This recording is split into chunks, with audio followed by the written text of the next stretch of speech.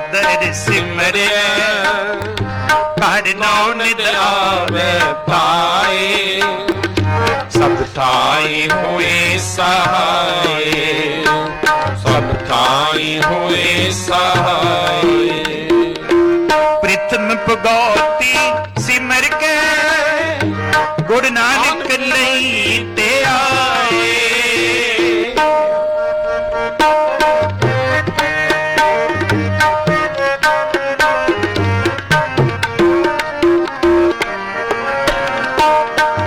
ਪ੍ਰਿਥਮ ਭਗਉਤੀ ਸਿਮਰ ਕੇ ਗੁਰੂ ਨਾਨਕ ਲਈ ਤੇ ਆਏ ਫਿਰ ਅੰਗਦ ਗੁਰ ਤੇ ਅਮਰਦਾਸ ਰਾਮਦਾਸ ਹੋਏ ਸਹਾਏ ਰਾਮਦਾਸ ਹੋਏ ਸਹਾਏ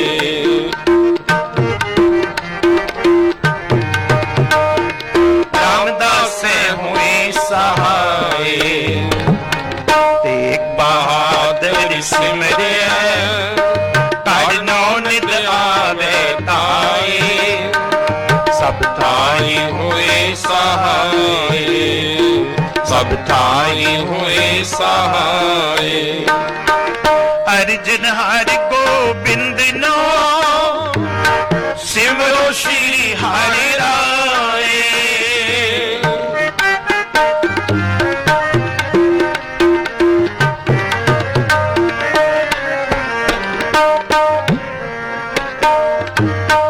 ਅਰਜਨ ਹਰਿ ਗੋਬਿੰਦ ਨੋ ਸਿਮਰੋ ਸ਼੍ਰੀ ਹਰਿ ਰਾਏ ਸ੍ਰੀ ਹਰਿ ਕ੍ਰਿਸ਼ਨ ਤੇ ਆਈਏ ਜਿਸ ਡਿਠੇ ਸਭ ਦੁੱਖ ਜਾਏ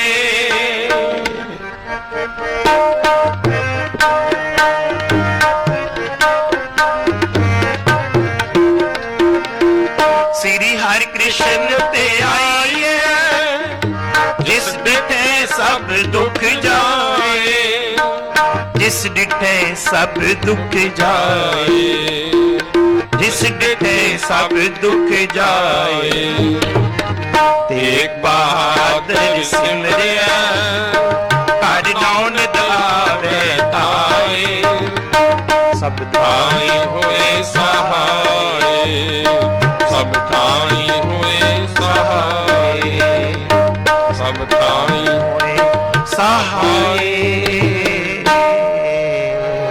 ਵਾਹਿਗੁਰੂ ਪੌੜੀ ਵੱਡੀ ਹੋ ਵੱਡਾ ਭਾਰ ਤੇਰਾ ਮਰਤਬਾ ਰੰਗ ਰੰਗ ਅਨੇਕ ਜਪਨ ਕਰਤਵਾ ਜੀਆ ਅੰਦਰ ਜੀਉ ਸਬਛ ਜਾਣ ਲਾ ਸਬਛ ਤੇਰੇ ਵਸ ਤੇਰਾ ਕਰਪਲਾ ਤੇਰੇ ਕਰ ਆਨੰਦ ਵਧਾਈ ਤੁਧ ਕਰ ਮਾਨ ਮਹਤਾ ਤੇ ਆਪਣਾ ਆਪ ਜਰ ਸਰਬ ਕਲਾ ਭਰਪੂਰ ਦਿਸੈ ਜਤ ਕਥਾ ਨਾਨਕ ਦਾਸਨ ਦਾਸ ਤੁਧ ਆਗੇ ਬਿਨਵਤ ਬਿਨਵਤ ਪੌੜੀ ਵੱਡਿਓੜਾ ਪਾਰ ਤੇਰਾ ਮਰਤਵਾ ਰੰਗ ਪ੍ਰੰਗ ਨੇ ਨਾ ਜਾਪਨ ਕਰਤਵਾ ਜੀਆਂ ਅੰਦਰ ਜੀਓ ਸਭ ਕਿਛ ਜਾਣ ਲਾ ਸਭ ਕਿਛ ਤੇਰੇ ਵਸ ਤੇਰਾ ਕਰ ਭਲਾ ਤੇਰੇ ਕਰ ਆਨੰਦ ਵਧਾਈ ਤੁਧ ਕਰ ਮਾਨ ਮਹਤਾ ਤੇ ਆਪਣਾ ਆਪ ਜਰ ਸਰਬ ਕਲਾ ਭਰਪੂਰ ਦਿਸੈ ਜਤ ਕਥਾ ਨਾਨਕ ਦਾਸਨ ਦਾਸ ਤੁਧ ਆਗੇ ਬਿਨਵਤਾ ਬਿਨਵਤਾ ਸ਼ਲੋਕ ਪਵਨ ਗੁਰੂ ਪਾਣੀ ਪਿਤਾ ਮਾਤਾ ਧਰਤ ਮਹਤ ਦਿਵਸ ਰਾਤ ਦੁਇ ਦਾਈ ਧਾਇਆ ਖੇਲੇ ਸਗਲ ਜਗਤ ਚੰਗਿਆਈਆਂ ਬੁਰਿਆਈਆਂ ਵਾਚੈ ਧਰਮ ਦੂਰ ਕਰਮੀ ਆਪੋ ਆਪਣੀ ਕੇ ਨੇੜੇ ਕੇ ਦੂਰ ਜਿਨੀ ਨਾਮ ਤੇ ਆਇਆ ਗਏ ਮਸਕਤ ਕਾਲ ਨਾਨਕ ਤੇ ਮੁਖ ਉਜਲੇ ਕੀਤੀ ਛੁੱਟੀ ਨਾ ਜਿਨੀ ਨਾਮ ਤੇ ਆਇਆ ਗਏ ਮਸਕਤ ਕਾਲ ਨਾਨਕ ਤੇ ਮੁਖ ਉਜਲੇ ਕੀਤੀ ਛੁੱਟੀ ਨਾਲ ਵਾਹਿਗੁਰੂ ਜੀ ਕਾ ਖਾਲਸਾ, ਵਾਹਿਗੁਰੂ ਜੀ ਕੀ ਫਤਿਹ।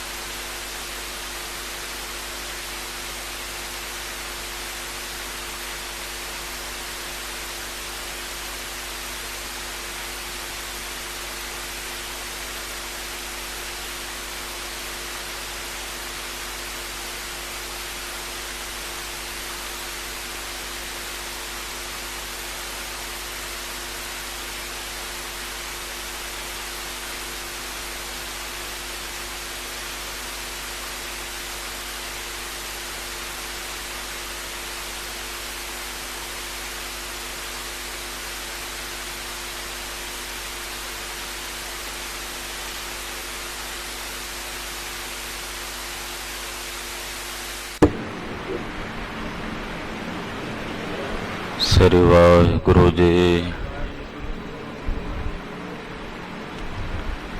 ਗੁਰੂ ਨਾਨਕ ਪਦ ਪੰਕਜ ਬੰਦਨ, ਪਦ ਪੰਕਜ ਬੰਦਨ, ਸਿਮਰੋ ਅੰਗਦ ਗੁਰ ਅਮਰਦਾਸ ਹਿਰਦੈ ਨਿਤ ਧਿਆਵੋ ਹਿਰਦੈ। ਸ਼੍ਰੀ ਗੁਰੂ ਰਾਮਦਾਸ ਗੁਣ ਗੁਰੂ ਅਰਜਨ ਬਿਘਨਨ ਕੇ, ਬਿਘਨਨ ਕੇ ਹਰ ਗੋਬਿੰਦ ਸ਼ੁਭ ਮਤ। ਸ਼੍ਰੀ ਹਰਿ ਰਾਏ ਨਮੋ ਕਰ, ਨਮੋ ਕਰ। ਸ੍ਰੀ ਹਰਿ ਕ੍ਰਿਸ਼ਨ ਮਨਾਉ, ਤੇਗ ਬਹਾਦਰ ਪਰਮ ਵਾਹਿਗੁਰੂ ਪਰਮ। ਸ਼੍ਰੀ ਗੁਰੂ ਗੋਬਿੰਦ ਸਿੰਘ ਕਰੋ ਤਰਾ ਪਰ ਪੁਨ ਪੁਨ,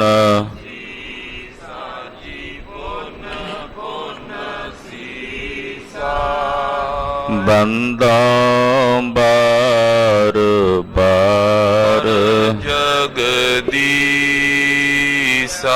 ਏਕ ਓੰਕਾਰ ਸਤਿਗੁਰੂ ਤੇ ਪ੍ਰਸਾਦ ਸਚ ਹੋਏ। ਵਾਹਿਗੁਰੂ ਜੀ ਕੀ ਫਤਿਹ ਹੈ। ਬਿਘਨ ਬਿਨਾਸਨ ਸੋਏ, ਜਿਸ ਮਹਿ ਅੰਮ੍ਰਿਤ ਗਿਆਨ ਹੈ, ਮਾਨਕ ਭਗਤ ਵੈਰਾਗ। ਗੁਰੂ ਗ੍ਰੰਥ ਸਾਹਿਬ ਉਦਦ, ਬੰਦੋਂ ਕਰ ਅਨੁਰਾਗ। ਗੁਰੂ ਗ੍ਰੰਥ ਸਾਹਿਬ ਉਦਦ, ਬੰਦੋਂ ਕਰ ਅਨੁਰਾਗ। ਸਤਨਾਮ ਸ੍ਰੀ ਵਾਹਿਗੁਰੂ ਸਾਹਿਬ ਜੀਓ। ਚੌਪਈ ਸਭਈ ਪੂਜਾ ਕੀਨ ਮਹਾਨਾ, ਬੰਦੇ ਪਦ ਪੇਟੈ ਤਰ ਨਾਨਾ। ਕਿਨੋ ਨ ਬੂਜਨ ਕੀਨੋ ਮੋਈ, ਕਹੇ ਪਰਸ ਪਰ ਸੰਤ ਸੋ ਹੋਈ। ਵਾਹਿਗੁਰੂ ਜੀ ਕਾ ਖਾਲਸਾ, ਵਾਹਿਗੁਰੂ ਜੀ ਕੀ ਫਤਿਹ। ਜੁਗੋ ਜੁਗ ਅਟਲ ਸਤਿਗੁਰੂ ਸ੍ਰੀ ਗੁਰੂ ਗ੍ਰੰਥ ਸਾਹਿਬ ਜੀ ਮਹਾਰਾਜ ਜੀ ਦੀ ਪਵਿੱਤਰ ਹਜ਼ੂਰੀ 'ਚ ਸੰਧਿਆ ਵੇਲੇ ਦੇ ਸਜੇ ਹੋਏ ਦੀਵਾਨਾਂ 'ਚ ਇਕੱਤਰ ਹੋਈ ਸਤਿਗੁਰਾਂ ਦੇ ਪਰਮ ਪਿਆਰ 'ਚ ਪਰੋਤੀ ਹੋਈ ਗੁਰੂ ਰੰਗ 'ਚ ਰੰਗੀ ਹੋਈ ਗੁਰੂ ਖਾਲਸਾ ਸਾਧ ਸੰਗਤ ਜੀਓ। ਵੱਡਿਆਂ ਭਾਗਾਂ ਵਾਲੇ ਹੋ ਕੇ ਨਿਤਾ ਪ੍ਰਤੀ ਗੁਰੂ ਚਰਨਾਂ 'ਚ ਹਾਜ਼ਰੀਆਂ ਭਰ ਕੇ ਆਪ ਜੀਵਨ ਦੀਆਂ ਘੜੀਆਂ ਗੁਰੂ ਲੇਖੇ ਲਾ ਕੇ ਸਫਲਾ ਕਰਦੇ ਹੋ। ਪਹਿਲੇ ਪਾਤਸ਼ਾਹ ਆਦਿ ਗੁਰੂ ਜਗਤ ਗੁਰੂ ਸ੍ਰੀ ਗੁਰੂ ਨਾਨਕ ਦੇਵ ਸਾਹਿਬ ਜੀ ਦੀ ਜਨਮ ਸਾਖੀ ਆਪ ਜੀ ਬਹੁਤ ਹੀ ਅਦਬ ਸਤਕਾਰ ਸ਼ਰਧਾ ਸਹਿਤ ਸਰਵਣ ਕਰ ਰਹੇ ਹੋ। ਭਾਈ ਸਾਹਿਬ ਭਾਈ ਮਰਦਾਨਾ ਜੀ ਨੇ ਮਨ 'ਚ ਫੁਰਨਾ ਕੀਤਾ, ਕਦੇ ਮੇਰੀ ਵੀ ਪੂਜਾ ਹੋਵੇ, ਮੇਰਿਆਂ ਚਰਨਾਂ ਵਿੱਚ ਵੀ ਆ ਕੇ ਲੋਕ ਨਮਸਕਾਰਾਂ ਕਰਨ, ਭੇਟਾਵਾਂ ਅਰਪਣ ਕਰਨ। ਅੰਤਰਯਾਮੀ ਸਤਿਗੁਰਾਂ ਨੇ ਭਾਈ ਮਰਦਾਨਾ ਜੀ ਦੇ ਮਨ ਦਾ ਇਹ ਫੁਰਨਾ ਜਾਣਿਆ, ਬਚਨ ਕੀਤਾ, ਮਰਦਾਨਿਆਂ ਤੇਰਾ ਇਹ ਫੁਰਨਾ ਆਉਂਦੇ ਨਗਰ ਵਿੱਚ ਪੂਰਾ ਹੋਵੇਗਾ। ਪਰ ਇਹ ਦੁਨੀਆ ਦੀਆਂ ਵਡਿਆਈਆਂ, ਦੁਨੀਆ ਵੱਲੋਂ ਕੀਤੀ ਹੋਈ ਉਪਮਾ ਝੂਠੀ ਹੈ, 4 ਦਿਨਾਂ ਦੀ ਹੈ। ਇਹ ਪਰਮਾਰਥ ਦੇ ਰਸਤੇ ਵਿੱਚ ਬੜੀ ਵੱਡੀ ਅੜਕਣ ਹੈ। ਭਾਈ ਸਾਹਿਬ ਭਾਈ ਮਰਦਾਨਾ ਜੀ ਮਨ 'ਚ ਸੁਖਚੇ ਤੇ ਲਜਾਏ ਮਾਨ ਵੀ ਹੋਏ। ਅਗਲੇ ਨਗਰ ਵਿੱਚ ਗਏ, ਸਤਿਗੁਰੂ ਜੀ ਨੇ ਬਾਹਰ ਹੀ ਉਤਾਰਾ ਕੀਤਾ, ਮਰਦਾਨੇ ਨੂੰ ਆਖਿਆ ਜਾ ਮਰਦਾਨਿਆਂ ਨਗਰ ਵਿੱਚ।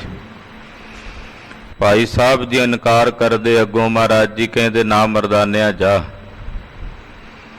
ਸਤਿਗੁਰਾਂ ਦਾ ਬਚਨ ਮੰਨ ਕੇ ਜਦੋਂ ਭਾਈ ਸਾਹਿਬ ਨਗਰ ਵਿੱਚ ਗਏ ਤੇ ਨਗਰ ਦੇ ਲੋਕਾਂ ਨੇ ਭਾਈ ਮਰਦਾਨੇ ਦੇ ਦਰਸ਼ਨ ਕੀਤੇ। ਦਰਸ਼ਨ ਕਰਦਿਆਂ ਭਾਈ ਸਾਹਿਬ ਦੇ ਚਰਨਾਂ ਤੇ ਆ ਕੇ ਮੱਥਾ ਟੇਕਦੇ, ਬੰਦਨਾ ਕਰਦੇ, ਨਮਸਕਾਰਾਂ ਕਰਦੇ, ਭੇਟਾਵਾਂ ਅਰਪਣ ਕਰਦੇ। ਘਰਾਂ 'ਚੋਂ ਜਾ ਕੇ ਕੋਈ ਕੱਪੜੇ ਲਿਆ ਕੇ ਭੇਟ ਕਰਦਾ ਹੈ, ਕੋਈ ਮਾਇਆ, ਕੋਈ ਮਠਿਆਈਆਂ, ਕੋਈ ਪਕਵਾਨ ਬਣਾ ਕੇ ਲਿਆਉਂਦਾ ਹੈ। ਭਾਈ ਮਰਦਾਨਾ ਜੀ ਦੇ ਚਰਨਾਂ ਵਿੱਚ ਢੇਰ ਲੱਗ ਗਏ, ਵਸਤੂਆਂ ਦੇ ਅੰਬਾਰ ਲੱਗ ਗਏ। ਬੜੇ ਖੁਸ਼ ਨੇ ਕਿ ਪੂਜਾ ਹੋ ਰਹੀ ਹੈ। 2 ਪਹਿਰ ਭਾਈ ਸਾਹਿਬ ਨੇ ਆਪਣੀ ਪੂਜਾ ਕਰਵਾਈ ਹੈ ਔਰ ਜਿੰਨਾ ਉਹ ਰਾਜ ਸਾਜ ਸੀ ਉਹਦੀਆਂ 2 ਪੰਡਾਂ ਬਣਵਾ ਕੇ ਸੇਵਾਦਾਰਾਂ ਦੇ ਸਿਰ ਤੇ ਚੁਕਵਾ ਕੇ ਸਤਿਗੁਰਾਂ ਵੱਲ ਆ ਗਏ ਨੇ। ਧੰਨ ਗੁਰੂ ਨਾਨਕ ਸਾਹਿਬ ਨੇ ਭਾਈ ਮਰਦਾਨਾ ਜੀ ਵੱਲ ਤੱਕਿਆ ਹੈ, ਵੇਖ ਕੇ ਸਤਿਗੁਰੂ ਜੀ ਮੁਸਕਰਾਏ ਹਨ। ਆਓ ਮਨ ਬਿਰਤੀਆਂ ਇਕਾਗਰ ਕਰੀਏ, ਇਸ ਤੋਂ ਅਗਲੇਰੀ ਕਥਾ ਸਰਵਣ ਕਰੀਏ। ਗੁਰੂ ਚਰਨਾਂ ਵਿੱਚ ਆਪਣੀਆਂ ਹਾਜ਼ਰੀਆਂ ਲਵਾਓ, ਰਸਨਾ ਕਰੋ ਪਵਿੱਤਰ ਤੇ ਆਖੋ ਜੀ ਸਤਨਾਮ ਸ੍ਰੀ ਵਾਹਿਗੁਰੂ ਸਾਹਿਬ ਜੀ। ਸਤਨਾਮ ਸ੍ਰੀ ਵਾਹਿਗੁਰੂ ਸਾਹਿਬ ਜੀ। ਚੌਪਈ ਸਭਈ ਪੂਜਾ ਕੀਨ ਮਹਾਨਾ। ਸਾਰੇ ਨਗਰ ਨਿਵਾਸੀਆਂ ਨੇ ਭਾਈ ਮਰਦਾਨੇ ਦੀ ਬਹੁਤ ਪੂਜਾ ਕੀਤੀ। ਕਿਸੇ ਨੇ ਨਹੀਂ ਪੁੱਛਿਆ ਭਾਈ ਸਾਹਿਬ ਨੂੰ ਤੁਸੀਂ ਕੌਣ ਹੋ, ਕਿੱਥੋਂ ਆਏ ਹੋ। ਬਸ ਖੇਡ ਮਹਾਰਾਜ ਗੁਰੂ ਨਾਨਕ ਸਾਹਿਬ ਦੀ ਇਹੋ ਜੀ ਵਰਤੀ ਹੈ ਕਿ ਸਾਰੇ ਨਗਰ ਨਿਵਾਸੀਆਂ ਨੇ ਬਹੁਤ ਪੂਜਾ ਕੀਤੀ। ਬੰਦੇ ਪਦ ਪੇਟੇ ਤਰ ਨਾਨਾ। ਭਾਈ ਸਾਹਿਬ ਦੇ ਚਰਨਾਂ ਤੇ ਬੰਦਨਾ ਕਰਦੇ ਨੇ, ਨਾਨਾ ਪ੍ਰਕਾਰ ਦੀਆਂ ਭੇਟਾਵਾਂ ਅਰਪਣ ਕਰਦੇ ਹਨ।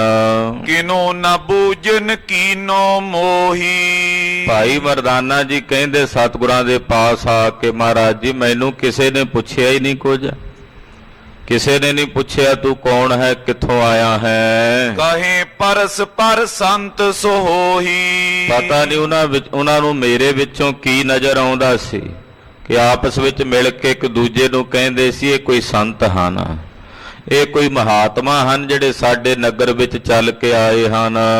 ਅਸ ਕੈ ਪੇਟ ਹੁਤੀ ਜੋ ਸਾਰੀ। ਏਦਾਂ ਕਹਿ ਕੇ ਭਾਈ ਮਰਦਾਨਾ ਜੀ ਨੇ ਸਤਿਗੁਰਾਂ ਦੇ ਪਾਸ ਜਿੰਨੀਆਂ ਭੇਟਾਵਾਂ ਭਾਈ ਸਾਹਿਬ ਨੂੰ ਮਿਲੀਆਂ ਸਨ, ਸੋ ਤਰ ਦੀਨੀ ਗੁਰੂ ਅਗਾਰੀ। ਇੱਕ ਵੱਡੀ ਪੰਡ, ਦੋ ਪੰਡਾਂ ਜਿਹੜੀਆਂ ਰਾਜ ਸਾਜ ਦੀਆਂ ਮਿਲੀਆਂ ਸੀ ਭਾਈ ਮਰਦਾਨੇ ਨੂੰ, ਰਸਤਾਂ ਬਸਤਾਂ ਆਈਆਂ ਸਨ, ਉਹ ਸਾਰਾ ਕੁਝ ਸਤਿਗੁਰਾਂ ਦੇ ਅੱਗੇ ਲਿਆ ਕੇ ਭਾਈ ਮਰਦਾਨਾ ਜੀ ਨੇ ਰੱਖ ਦਿੱਤਾ ਹੈ। ਬਿਗਸਤ ਮੁਕਤੇ ਬਚਨ ਬਖਾਨੇ। ਵੇਖ ਕੇ ਭਾਈ ਮਰਦਾਨਾ ਜੀ ਵੱਲ ਸਤਿਗੁਰੂ ਜੀ ਹੱਸ ਪਏ ਤੇ ਮੁਸਕਰਾ ਕੇ ਗਰੀਬਨਵਾਜ ਪਾਤਸ਼ਾਹ ਜੀ ਬੋਲੇ, ਕੋ ਵਥਿਆਨੀ ਮਰਦਾਨੇ। ਮਹਾਰਾਜ ਜੀ ਹੱਸਦਿਆਂ ਪੁੱਛਦੇ, ਮਰਦਾਨਿਆਂ ਕੀ ਲਿਆਇਆ? ਬੜਾ ਕੁਝ ਲਿਆਇਆ। ਪਾਤਸ਼ਾਹ ਕਹਿੰਦੇ, ਮਰਦਾਨਿਆਂ ਕੀ ਵਸਤੂ ਲੈ ਕੇ ਆਇਆ ਹੈ? ਹਿਰਦੇ ਤੇਰੋ ਹਰਖ ਵਿਸ਼ੇਖਾ। ਬੜਾ ਖੁਸ਼ ਹੈ, ਅੱਜ ਤਾਂ ਤੇਰਾ ਹਿਰਦਾ ਬੜਾ ਖੇੜੇ ਵਿੱਚ ਹੈ। ਐਸਾ ਕੀ ਪਦਾਰਥ ਲੈ ਕੇ ਆਇਆ, ਅੱਜ ਤਾਂ ਬੜਾ ਖੁਸ਼ ਨਜ਼ਰ ਆਉਣਾ। ਬਦਨ ਪ੍ਰਫੁੱਲਤ ਅਤਿਸ਼ੈ ਦੇਖਾ। ਸਤਿਗੁਰੂ ਸੱਚੇ ਪਾਤਸ਼ਾਹ ਜੀ ਮਹਾਰਾਜ ਜੀ ਕਹਿੰਦੇ ਤੇਰਾ ਚਿਹਰਾ ਬੜਾ ਖਿੜਿਆ ਹੋਇਆ ਨਜ਼ਰ ਆ ਰਿਹਾ ਹੈ। ਕਰ ਜੋਰੇ ਕਹਿ ਸੁਨ ਪ੍ਰਭ ਮੋਰੇ। ਭਾਈ ਮਰਦਾਨਾ ਜੀ ਨੇ ਅੱਗੋਂ ਹੱਥ ਜੋੜੇ ਤੇ ਕਹਿਣ ਲੱਗੇ, ਹੇ ਪ੍ਰਭੂ ਜੀ, ਹੇ ਸੁਆਮੀ ਜੀ ਸੁਣੋ। ਗਮਨਿਓ ਨਗਰ ਅਨੁਗ੍ਰਹ ਤੇਰੇ। ਮਹਾਰਾਜ ਤੁਹਾਡੀ ਕਿਰਪਾ ਨਾਲ, ਤੁਹਾਡੀ ਦਇਆ ਨਾਲ ਮੈਂ ਇਸ ਨਗਰ ਦੇ ਵਿੱਚ ਚੱਲ ਕੇ ਗਿਆ ਸਾਂ। ਜਿਉ ਰਾਵਰ ਨੇ ਬਚਨ ਬਖਾਨਾ। ਜਿਵੇਂ ਤੁਸੀਂ ਬਚਨ ਕਹੇ ਸਨ, ਜਿਵੇਂ ਆਪ ਜੀ ਨੇ ਮੇਰੇ ਪ੍ਰਤੀ ਹੁਕਮ ਫਰਮਾਇਆ ਸੀ, ਕਿਉ ਪੂਰਨ ਪਾ ਹਰਖ ਮਹਾਨਾ। ਉਸੇ ਤਰ੍ਹਾਂ ਉਹ ਬਚਨ ਆਪ ਜੀ ਦਾ ਪੂਰਾ ਹੋਇਆ। ਮੇਰੀ ਬੜੀ ਮੰਨਤਾ ਹੋਈ ਹੈ, ਬੜੀ ਪੂਜਾ ਹੋਈ ਹੈ ਨਗਰ ਦੇ ਵਿੱਚ। ਬਹੁਤ ਸਾਰਿਆਂ ਲੋਕਾਂ ਨੇ ਆ ਕੇ ਮੈਨੂੰ ਨਮਾਮ ਕੀਤੀ ਹੈ, ਨਮਸਕਾਰਾਂ ਕੀਤੀਆਂ ਹਨ। ਸੁੰਦਰ ਬੋ ਅੰਬਰ ਮੈਂ ਲਿਆਇਓ। ਜਦੋਂ ਮਹਾਰਾਜ ਜੀ ਨੇ ਪੁੱਛਿਆ ਨਾ, ਮਰਦਾਨਿਆਂ ਕੀ ਲੈ ਕੇ ਆਇਆ? ਬੜੀਆਂ ਵਸਤੂਆਂ ਲਿਆਇਆ। ਤੇ ਭਾਈ ਸਾਹਿਬ ਜੀ ਵਿੱਚੋਂ ਕੱਢ ਕੇ ਨਾ ਵਸਤੂਆਂ ਕਹਿੰਦੇ, ਆਹ ਵੇਖੋ ਮਹਾਰਾਜ, ਕੱਪੜੇ ਬੜੇ ਸੋਹਣੇ ਮਿਲੇ ਆ ਇੱਥੋਂ, ਬੜੇ ਸੋਹਣੇ ਵਸਤਰ ਮਹਾਰਾਜ ਜੀ ਲੈ ਕੇ ਆਇਆ ਹਾਂ। ਧਨ ਆਨਿਓ ਨਰ ਜਿਤੋ ਚੜਾਇਓ। ਜਿੰਨਾ ਧਨ ਲੋਕਾਂ ਨੇ ਮੈਨੂੰ ਚੜਾਇਆ ਸੀ, ਮੈਂ ਉਹ ਵੀ ਲੈ ਕੇ ਆਇਆ ਹਾਂ। ਹੀਤ ਦਿਖਾਵਨ ਗਠੜੀ ਖੋਲੀ। ਸਤਿਗੁਰਾਂ ਨੂੰ ਵਿਖਾਉਣ ਵਾਸਤੇ ਭਾਈ ਮਰਦਾਨਾ ਜੀ ਨੇ ਜਿਹੜੀ ਉਹ ਗੰਢ ਸੀ ਨਾ, ਉਹ ਗਠੜੀ ਖੋਲੀ ਹੈ। ਦੇਖੇ ਪ੍ਰਭੂ ਵਸਤ ਬਹੁ ਮੂਲੀ। ਸਤਿਗੁਰੂ ਸੱਚੇ ਪਾਤਸ਼ਾਹ ਜੀ ਵੇਖਦੇ ਨੇ ਵੀ ਬੜੀਆਂ ਬਹੁਮੁੱਲੀਆਂ ਵਸਤੂਆਂ ਨੇ ਗਠੜੀ ਵਿੱਚ। ਦਸ਼ਾ ਦੇਖ ਮਰਦਾਨੇ ਕੇਰੀ। ਤੇ ਭਾਈ ਮਰਦਾਨਾ ਜੀ ਕੱਲੀ ਸ਼ੈ, ਮਹਾਰਾਜ ਆਹ ਵੇਖੋ ਕਿੱਡੀ ਸੋਹਣੀ ਵਸਤੂ ਹੈ, ਆਹ ਵੇਖੋ ਜੀ ਕਿੰਨਾ ਸੋਹਣਾ ਵਸਤਰ, ਆਹ ਵੇਖੋ ਮਹਾਰਾਜ ਜੀ ਆਹ ਪਦਾਰਥ ਵੀ ਆਇਆ। ਸਤਿਗੁਰੂ ਜੀ ਭਾਈ ਮਰਦਾਨੇ ਦੀ ਦਸ਼ਾ ਵੇਖਦੇ ਹਨ। ਲੋਭ ਲਹਿਰ ਮੈਂ ਚਾਹ ਕਨੇਰੀ। ਦੇਖਿਆ ਕਿ ਭਾਈ ਮਰਦਾਨਾ ਜੀ ਦਾ ਮਨ ਲੋਭ ਦੀਆਂ ਲਹਿਰਾਂ ਵਿੱਚ ਗੋਤੇ ਖਾ ਰਿਹਾ ਹੈ। ਪਦਾਰਥ ਵੇਖ ਕੇ ਭਾਈ ਸਾਹਿਬ ਦਾ ਮਨ ਉਹਨਾਂ ਪਦਾਰਥਾਂ ਦੀ ਲੋਭ ਲਹਿਰ ਦੇ ਵਿੱਚ ਗੋਤੇ ਖਾ ਰਿਹਾ ਹੈ। ਉੱਚ ਹਾਸ ਬਿਗਸੀ ਜਗ ਸਾਈ। ਮਹਾਰਾਜ ਜੀ ਖੇੜ ਖੜਾ ਕੇ ਉੱਚੀ ਹੱਸ ਪਏ। ਮਹਾਰਾਜ ਜੀ ਦਾ ਹਾਸਾ ਨਿਕਲ ਗਿਆ ਵੇਖ ਕੇ। ਭਾਈ ਮਰਦਾਨਾ ਜੀ ਵੱਲ ਵੇਖ ਕੇ ਨਾ ਉੱਚਾ ਜਿਹਾ ਹਾਸਾ ਸਤਿਗੁਰਾਂ ਦਾ ਨਿਕਲ ਗਿਆ। ਕਿਤਕ ਬੀਰ ਪੁਨ ਗਿਰਾ ਅਲਾਈ। ਪਹਿਲਾਂ ਤਾਂ ਮਹਾਰਾਜ ਜੀ ਖੇੜ ਖੜਾ ਕੇ ਹੱਸੇ, ਹੱਸ ਕੇ ਫਿਰ ਪਾਤਸ਼ਾਹ ਜੀ ਬੋਲੇ, ਕਹਿਣ ਲੱਗੇ, ਭਲਾ ਕੀਓ ਆਨਿਓ ਮਰਦਾਨੇ। ਮਹਾਰਾਜ ਕਹਿੰਦੇ, ਮਰਦਾਨਿਆ ਬੜਾ ਚੰਗਾ ਕੀਤਾ, ਤੂੰ ਤਾਂ ਬੜਾ ਕੁਝ ਲੈ ਆਇਆ, ਕਮਾਲ ਹੀ ਕਰ ਦਿੱਤੀ ਆ, ਬੜਾ ਭਲਾ ਹੋਇਆ ਮਰਦਾਨਿਆ, ਤੂੰ ਇਹ ਸਭ ਕੁਝ ਲੈ ਆਇਆ। ਆਵੇ ਕਿਤੇ ਨਾ ਕਾਜ ਇਆਨੇ। ਪਰ ਇਹ ਦੱਸ ਵੀ ਇਹ ਆਪਣੇ ਕੰਮ ਕਿਹੜੇ ਆਉਣੀਆਂ ਨੇ ਵਸਤੂਆਂ? ਪਾਤਸ਼ਾਹ ਕਹਿੰਦੇ, ਚੰਗਾ ਕੀਤਾ ਮਰਦਾਨਿਆ ਲੈ ਆਇਆ, ਪਰ ਇਆਣਿਆ ਇਹ ਦੱਸ ਵੀ ਇਹ ਆਪਣੇ ਕੰਮ ਕਿਹੜੇ ਆਉਣੀਆਂ ਨੇ। ਆ ਜਿਹੜੇ ਕੱਪੜੇ ਬਸਤਰ ਲਿਆਇਆ ਇਹਦੇ ਕਿਹੜਾ ਆਪਾਂ ਕੁੜਤੇ ਬਣਵਾ ਪਾਉਣੇ ਆ, ਜਾਂ ਇਹ ਜਿਹੜਾ ਧਨ ਲਿਆਇਆ ਇਹ ਆਪਣੇ ਕਿਹੜੇ ਕੰਮ ਆਉਣਾ। 10 ਮਰਦਾਨਿਆ ਮਾਨ ਬਚਨ ਅਬ ਇਸ ਬਿਦ ਕੀਜੈ। ਮਰਦਾਨਿਆ ਏਦਾਂ ਕਰ, ਹੁਣ ਸਾਡਾ ਬਚਨ ਮੰਨ ਜਿਵੇਂ ਅਸੀਂ ਤੈਨੂੰ ਕਹਿੰਦੇ ਹਾਂ। ਵਸਤ ਲੁਟਾਏ ਸਪੂਰਨ ਦੀਜੈ। ਮਰਦਾਨਿਆ ਇਕੱਠਾ ਕਰਨ ਵਿੱਚ ਓਨੀ ਖੁਸ਼ੀ ਨਹੀਂ ਜਿੰਨਾ ਇਹਨੂੰ ਲੁਟਾਉਣ ਵਿੱਚ ਖੁਸ਼ੀ ਆਵੇਗੀ। ਪਾਤਸ਼ਾਹ ਕਹਿੰਦੇ ਮਰਦਾਨਿਆ ਹੁਣ ਇਹ ਜਿੰਨਾ ਕੁਝ ਲਿਆਇਆ ਨਾ ਇਕੱਠਾ ਕਰਕੇ ਇਹਨੂੰ ਲੁਟਾ ਦੇ। ਹੁਣ ਜਿੰਨੇ ਇੱਥੇ ਲੋੜਵੰਦ ਨਜ਼ਰ ਆਉਂਦੇ ਨੇ, ਜਾਚਕ ਨਜ਼ਰ ਆਉਂਦੇ ਨੇ, ਇਹ ਸਾਰਾ ਕੁਝ ਉਹਨਾਂ ਵਿੱਚ ਵਰਤਾ ਦੇ, ਵੰਡ ਦੇ। ਲੈ ਕੇ ਰੰਕ ਪਰਮ ਸੁਖ ਪਾਵੇਂ। ਜਦੋਂ ਕਿਸੇ ਰੰਕ ਨੂੰ, ਗਰੀਬ ਨੂੰ ਇਹ ਵਸਤੂਆਂ ਮਿਲਣਗੀਆਂ ਉਹ ਖੁਸ਼ ਹੋਣਗੇ। ਜਿਨ੍ਹਾਂ ਨੂੰ ਜ਼ਰੂਰਤ ਹੈ, ਜਿਨ੍ਹਾਂ ਨੂੰ ਲੋੜ ਹੈ, ਜਦੋਂ ਉਹਨਾਂ ਨੂੰ ਇਹ ਵਸਤੂਆਂ ਮਿਲਣਗੀਆਂ ਤੇ ਉਹ ਬੜੇ ਖੁਸ਼ ਤੇ ਪ੍ਰਸੰਨ ਹੋਣਗੇ। ਤੇਰੋ ਸੀਸ ਅਸੀਸ ਅਲਾਵੇਂ। ਤੇ ਮਰਦਾਨਿਆ ਉਹ ਤੈਨੂੰ ਅਸੀਸਾਂ ਦੇਣਗੇ ਤੇ ਜਿਹੜੀਆਂ ਉਹਨਾਂ ਵੱਲੋਂ ਮਿਲੀਆਂ ਅਸੀਸਾਂ ਹੋਣਗੀਆਂ ਮਰਦਾਨਿਆ ਉਹ ਤੇਰੇ ਬੜੇ ਕੰਮ ਆਉਣਗੀਆਂ। ਉਹ ਕੰਮ ਆਉਣਗੀਆਂ ਜਿਹੜੀਆਂ ਅਸੀਸਾਂ ਮਿਲਣਗੀਆਂ। ਕਿਉਂਕਿ ਜਦੋਂ ਕਿਸੇ ਲੋੜਵੰਦ ਨੂੰ ਵਸਤੂ ਦੇਵੇਗਾ ਉਹ ਖੁਸ਼ੀ ਨਾਲ ਅਸੀਸ ਦੇਵੇਗਾ। ਮਹਾਰਾਜ ਜੀ ਕਹਿੰਦੇ ਅਸੀਸਾਂ ਮੰਗਣੀਆਂ ਹਨ। ਅਸੀਸਾਂ ਦੇਵੋ ਭਗਤ ਕਰੇਵੋ, ਮਿਲਿਆ ਕਾ ਕਿਆ ਮਿਲੀਐ। ਦੇਹੋ ਸੱਜਣ ਅਸੀਸੜੀਆਂ, ਜਿਉ ਹੋਵੈ ਸਾਹਿਬ ਸਿਉ ਮੇਲ। ਇਹ ਮਰਨ ਤੋਂ ਬਾਅਦ ਹੀ ਥੋੜੀ ਅਸੀਸਾਂ ਹੁੰਦੀਆਂ, ਜਿਉਂਦਿਆਂ ਜੀ ਵੀ ਤਾਂ ਅਸੀਸਾਂ ਲੈਣੀਆਂ। ਕਿ ਸਤਿਗੁਰੂ ਜੀ ਆਪ ਇਹ ਅਸੀਸ ਬਖਸ਼ਦੇ ਸੀ, ਤੇਰੇ ਚਿੱਤ ਚੋਂ ਕਰਤਾਰ ਨਾ ਵਿਸਰੇ। ਗੁਰੂ ਅਰਜਨ ਦੇਵ ਸਾਹਿਬ ਅਸੀਸ ਬਖਸ਼ਦੇ, ਬੂਤਾ ਮਾਤਾ ਕੀ ਆਸੀਸ, ਨਿਮਖ ਨ ਬਿਸਰੋ ਤੁਮ ਕੋ ਹਰ ਹਰ ਸਦਾ ਭਜੋ ਜਗਦੀਸ਼। ਪੂਤਾ ਮਾਤਾ ਕੀ ਆਸੀਸ। ਮਹਾਰਾਜ ਜੀ ਕਹਿੰਦੇ ਮਰਦਾਨਿਆਂ ਅਸੀਸਾਂ ਮਿਲਣਗੀਆਂ ਬਦਲੇ ਵਿੱਚ। ਉਹ ਅਸੀਸਾਂ ਬੜੀਆਂ ਕੰਮ ਆਉਂਦੀਆਂ। ਬਦ ਦੁਆਵਾਂ ਨਹੀਂ ਲੈਣੀਆਂ, ਅਸੀਸਾਂ ਲੈਣੀਆਂ ਹਨ। ਇੱਕ ਵਿਦਵਾਨ ਦਾ ਬੜਾ ਸੋਹਣਾ ਕਥਨ ਹੈ। ਉਹ ਕਹਿੰਦਾ ਗਰੀਬ ਕੋ ਮਤ ਦੁਖਾ ਗਰੀਬ ਰੋ ਦੇਗਾ। गरीब को मत दुखा गरीब रो देगा, देखेगा उसका खुदा तो दो जहां से खो देगा। किसी गरीब नूं कंगले नूं ना दुखाई, बद असीस ना लई। वो कुछ नहीं कर सकता, तेरा बिगाड़ तां कुछ नहीं सकता, बस रोवेगा। पर जदों दा स्वामी मालक वेखेगा तेरा लोक परलोक बिगाड़ के रख देवेगा। इस करके असीसां लैणियां मरदानिया, ਇਹ ਵੰਡਦੇ ਜਦੋਂ ਲੋੜਵੰਦ ਲੈ ਕੇ ਖੁਸ਼ ਹੋਣਗੇ ਤੈਨੂੰ ਅਸੀਸਾਂ ਦੇਣਗੇ। ਹਸਨੇ ਤੇ ਲੱਜਿਤ ਮਰਦਾਨਾ। ਜਦੋਂ ਮਹਾਰਾਜ ਜੀ ਹੱਸ ਪਏ ਨਾ, ਸਤਿਗੁਰਾਂ ਦੇ ਹੱਸਣੇ ਕਰਕੇ ਮਰਦਾਨਾ ਜੀ ਬੜੇ ਸ਼ਰਮਿੰਦਾ ਹੋਏ। ਜਦੋਂ ਮਹਾਰਾਜ ਜੀ ਉੱਚਾ ਜਿਹਾ ਹੱਸੇ ਨਾ, ਉਸ ਹਾਸੇ ਵਿੱਚ ਬੜਾ ਕੁਝ ਸੀ। ਉਸ ਹਾਸੇ ਵਿੱਚ ਮਹਾਰਾਜ ਜੀ ਨੇ ਵਿਖਾਇਆ ਮਰਦਾਨੇ ਨੂੰ ਕਿ ਕਿਵੇਂ ਰਾਜੇ ਸ਼ਿਵਨਾਭ ਨੇ ਥਾਲਾਂ ਦੇ ਅੰਬਾਰਾਂ ਦੇ ਅੰਬਾਰ ਹੀਰਿਆਂ ਮੋਤੀਆਂ ਦੇ ਭਰ ਕੇ ਦਿੱਤੇ, ਸਤਿਗੁਰਾਂ ਵਾਪਸ ਕਰ ਦਿੱਤੇ ਸੀ। ਕਿਵੇਂ ਸੋਨੇ ਦੀਆਂ ਧਰਤੀਆਂ ਮਹਾਰਾਜ ਜੀ ਕੋਲ ਆਈਆਂ ਪਾਤਸ਼ਾਹ ਨੇ, ਉਹ ਸਾਰੀਆਂ ਧਰਤੀਆਂ ਦਾ ਇੱਕ ਅੱਖ ਦੇ ਫੋਰ 'ਚ ਤਿਆਗ ਕਰ ਦਿੱਤਾ ਸੀ। ਉਸ ਹਾਸੇ ਵਿੱਚ ਭਾਈ ਮਰਦਾਨੇ ਨੂੰ ਬਹੁਤ ਕੁਝ ਸਮਝਾ ਦਿੱਤਾ। ਭਾਈ ਸਾਹਿਬ ਜੀ ਸ਼ਰਮਿੰਦਾ ਹੋਏ। ਹਿਰਦੈ ਗੁਣਿਤ ਮੈਂ ਭਇਓ ਅਯਾਨਾ। ਮਨ ਹੀ ਮਨ ਭਾਈ ਸਾਹਿਬ ਸੋਚਦੇ ਨੇ ਮੈਂ ਨਾ ਸਮਝ ਹੋ ਗਿਆ, ਮੈਂ ਇਆਣਿਆਂ ਵਾਲੀ ਗੱਲ ਕੀਤੀ ਹੈ। ਹੇਮ ਤਰਾ ਆਦਿਕ ਜੇ ਸਭ ਚੀਨੋ। ਸਤਿਗੁਰੂ ਜੀ ਮੈਨੂੰ ਸੋਨੇ ਦੀ ਧਰਤੀ ਤੇ ਲੈ ਕੇ ਗਏ। ਸਵਰਨ ਦੀ ਸੋਨੇ ਦੀ ਧਰਤੀ ਦੀ ਯਾਤਰਾ ਸਤਿਗੁਰਾਂ ਨੇ ਕਰਵਾਈ ਵਿਖਾਈ। ਤਨਕ ਲੋਭ ਤੈ ਕਰਨ ਨ ਦੀਨੋ।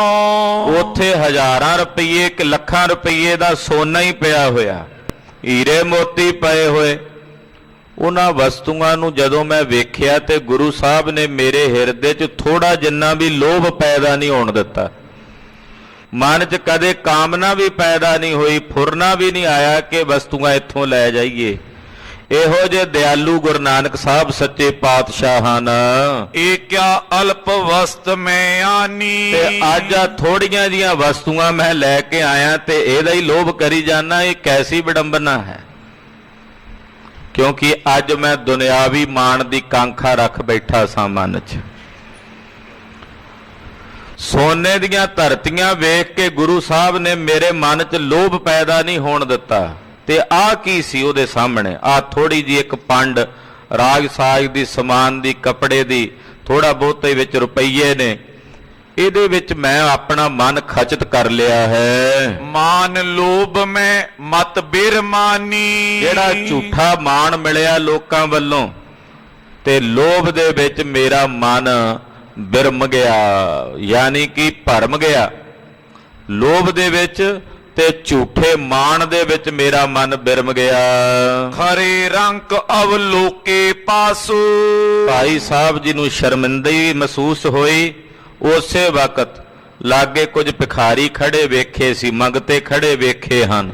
ਉਹ ਜਿੰਨਾ ਵੀ ਰਾਜ ਸਾਗ ਸੀ ਭਾਈ ਸਾਹਿਬ ਨੇ ਆਖਿਆ ਉਹਨਾਂ ਨੂੰ ਲੈ ਜਾਓ ਭਾਈ ਲੁੱਟ ਕੇ। ਸਰਬ ਵਸਤ ਲੁਟਵਾਈ ਆਸੂ। ਉਹ ਸਾਰੀਆਂ ਵਸਤੂਆਂ ਲੁਟਵਾ ਦਿੱਤੀਆਂ। ਇਕੱਠੀਆਂ ਕਰਨ ਵਿੱਚ ਓਨੀ ਖੁਸ਼ੀ ਨਹੀਂ ਸੀ ਮਿਲੀ ਜਿੰਨਾ ਲੁਟਾ ਕੇ ਖੁਸ਼ੀ ਮਿਲੀ ਹੈ।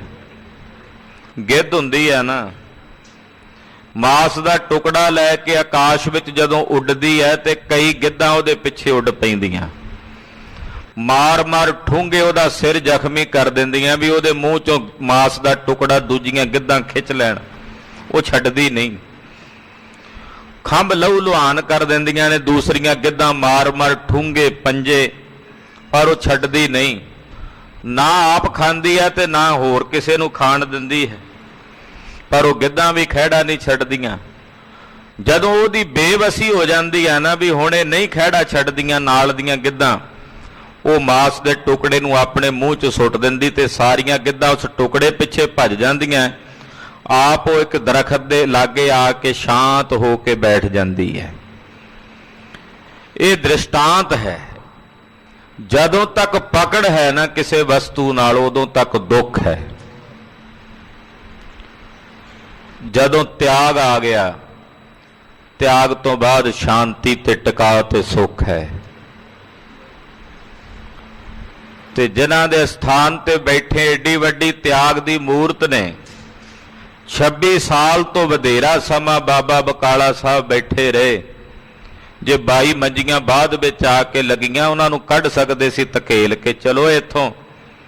ਆਖਿਆ ਤੁਸੀਂ, ਤੁਹਾਨੂੰ ਚੰਗਾ ਲੱਗਦਾ ਬਕਾਲਾ ਲਓ, ਉਹ ਵਸੋ ਇੱਥੇ, ਅਸੀਂ ਇਹਨੂੰ ਤਿਆਗ ਕੇ ਚਲੇ ਜਾਂਦੇ ਹਾਂ। ਜਿੱਥੇ ਤਿਆਗ ਹੈ ਉੱਥੇ ਟਿਕਾ ਵੀ ਆ, ਉੱਥੇ ਸ਼ਾਂਤੀ ਵੀ ਹੈ। ਭਾਈ ਮਰਦਾਨੇ ਨੇ ਵੇਖਿਆ ਸੀ ਇਕੱਠਾ ਕਰਨ ਚੋਂ ਸੁੱਖ ਨਹੀਂ ਮਿਲਿਆ ਜਿੰਨਾ ਉਹਨਾਂ ਭਿਖਾਰੀਆਂ ਤੇ ਮੰਗਤਿਆਂ ਨੂੰ ਲੁਟਾ ਕੇ ਖੁਸ਼ੀ ਪ੍ਰਾਪਤ ਹੋਈ। ਬ੍ਰਿਕਤ ਪਦਾਰਥ ਤੇ ਮਨ ਕਰਕੇ। ਕਹਿੰਦੇ ਸੰਸਾਰ ਦੇ ਪਦਾਰਥਾਂ ਵੱਲੋਂ ਆਪਣਾ ਮਨ ਵਿਰਕਤ ਕਰ ਲਿਆ ਭਾਈ ਮਰਦਾਨਾ ਜੀ ਨੇ, ਉਪਰਾਮ ਕਰ ਲਿਆ। ਰਿਓ ਟੱਕ ਸਤਿਗੁਰ ਕੀ ਧਰ ਕੇ।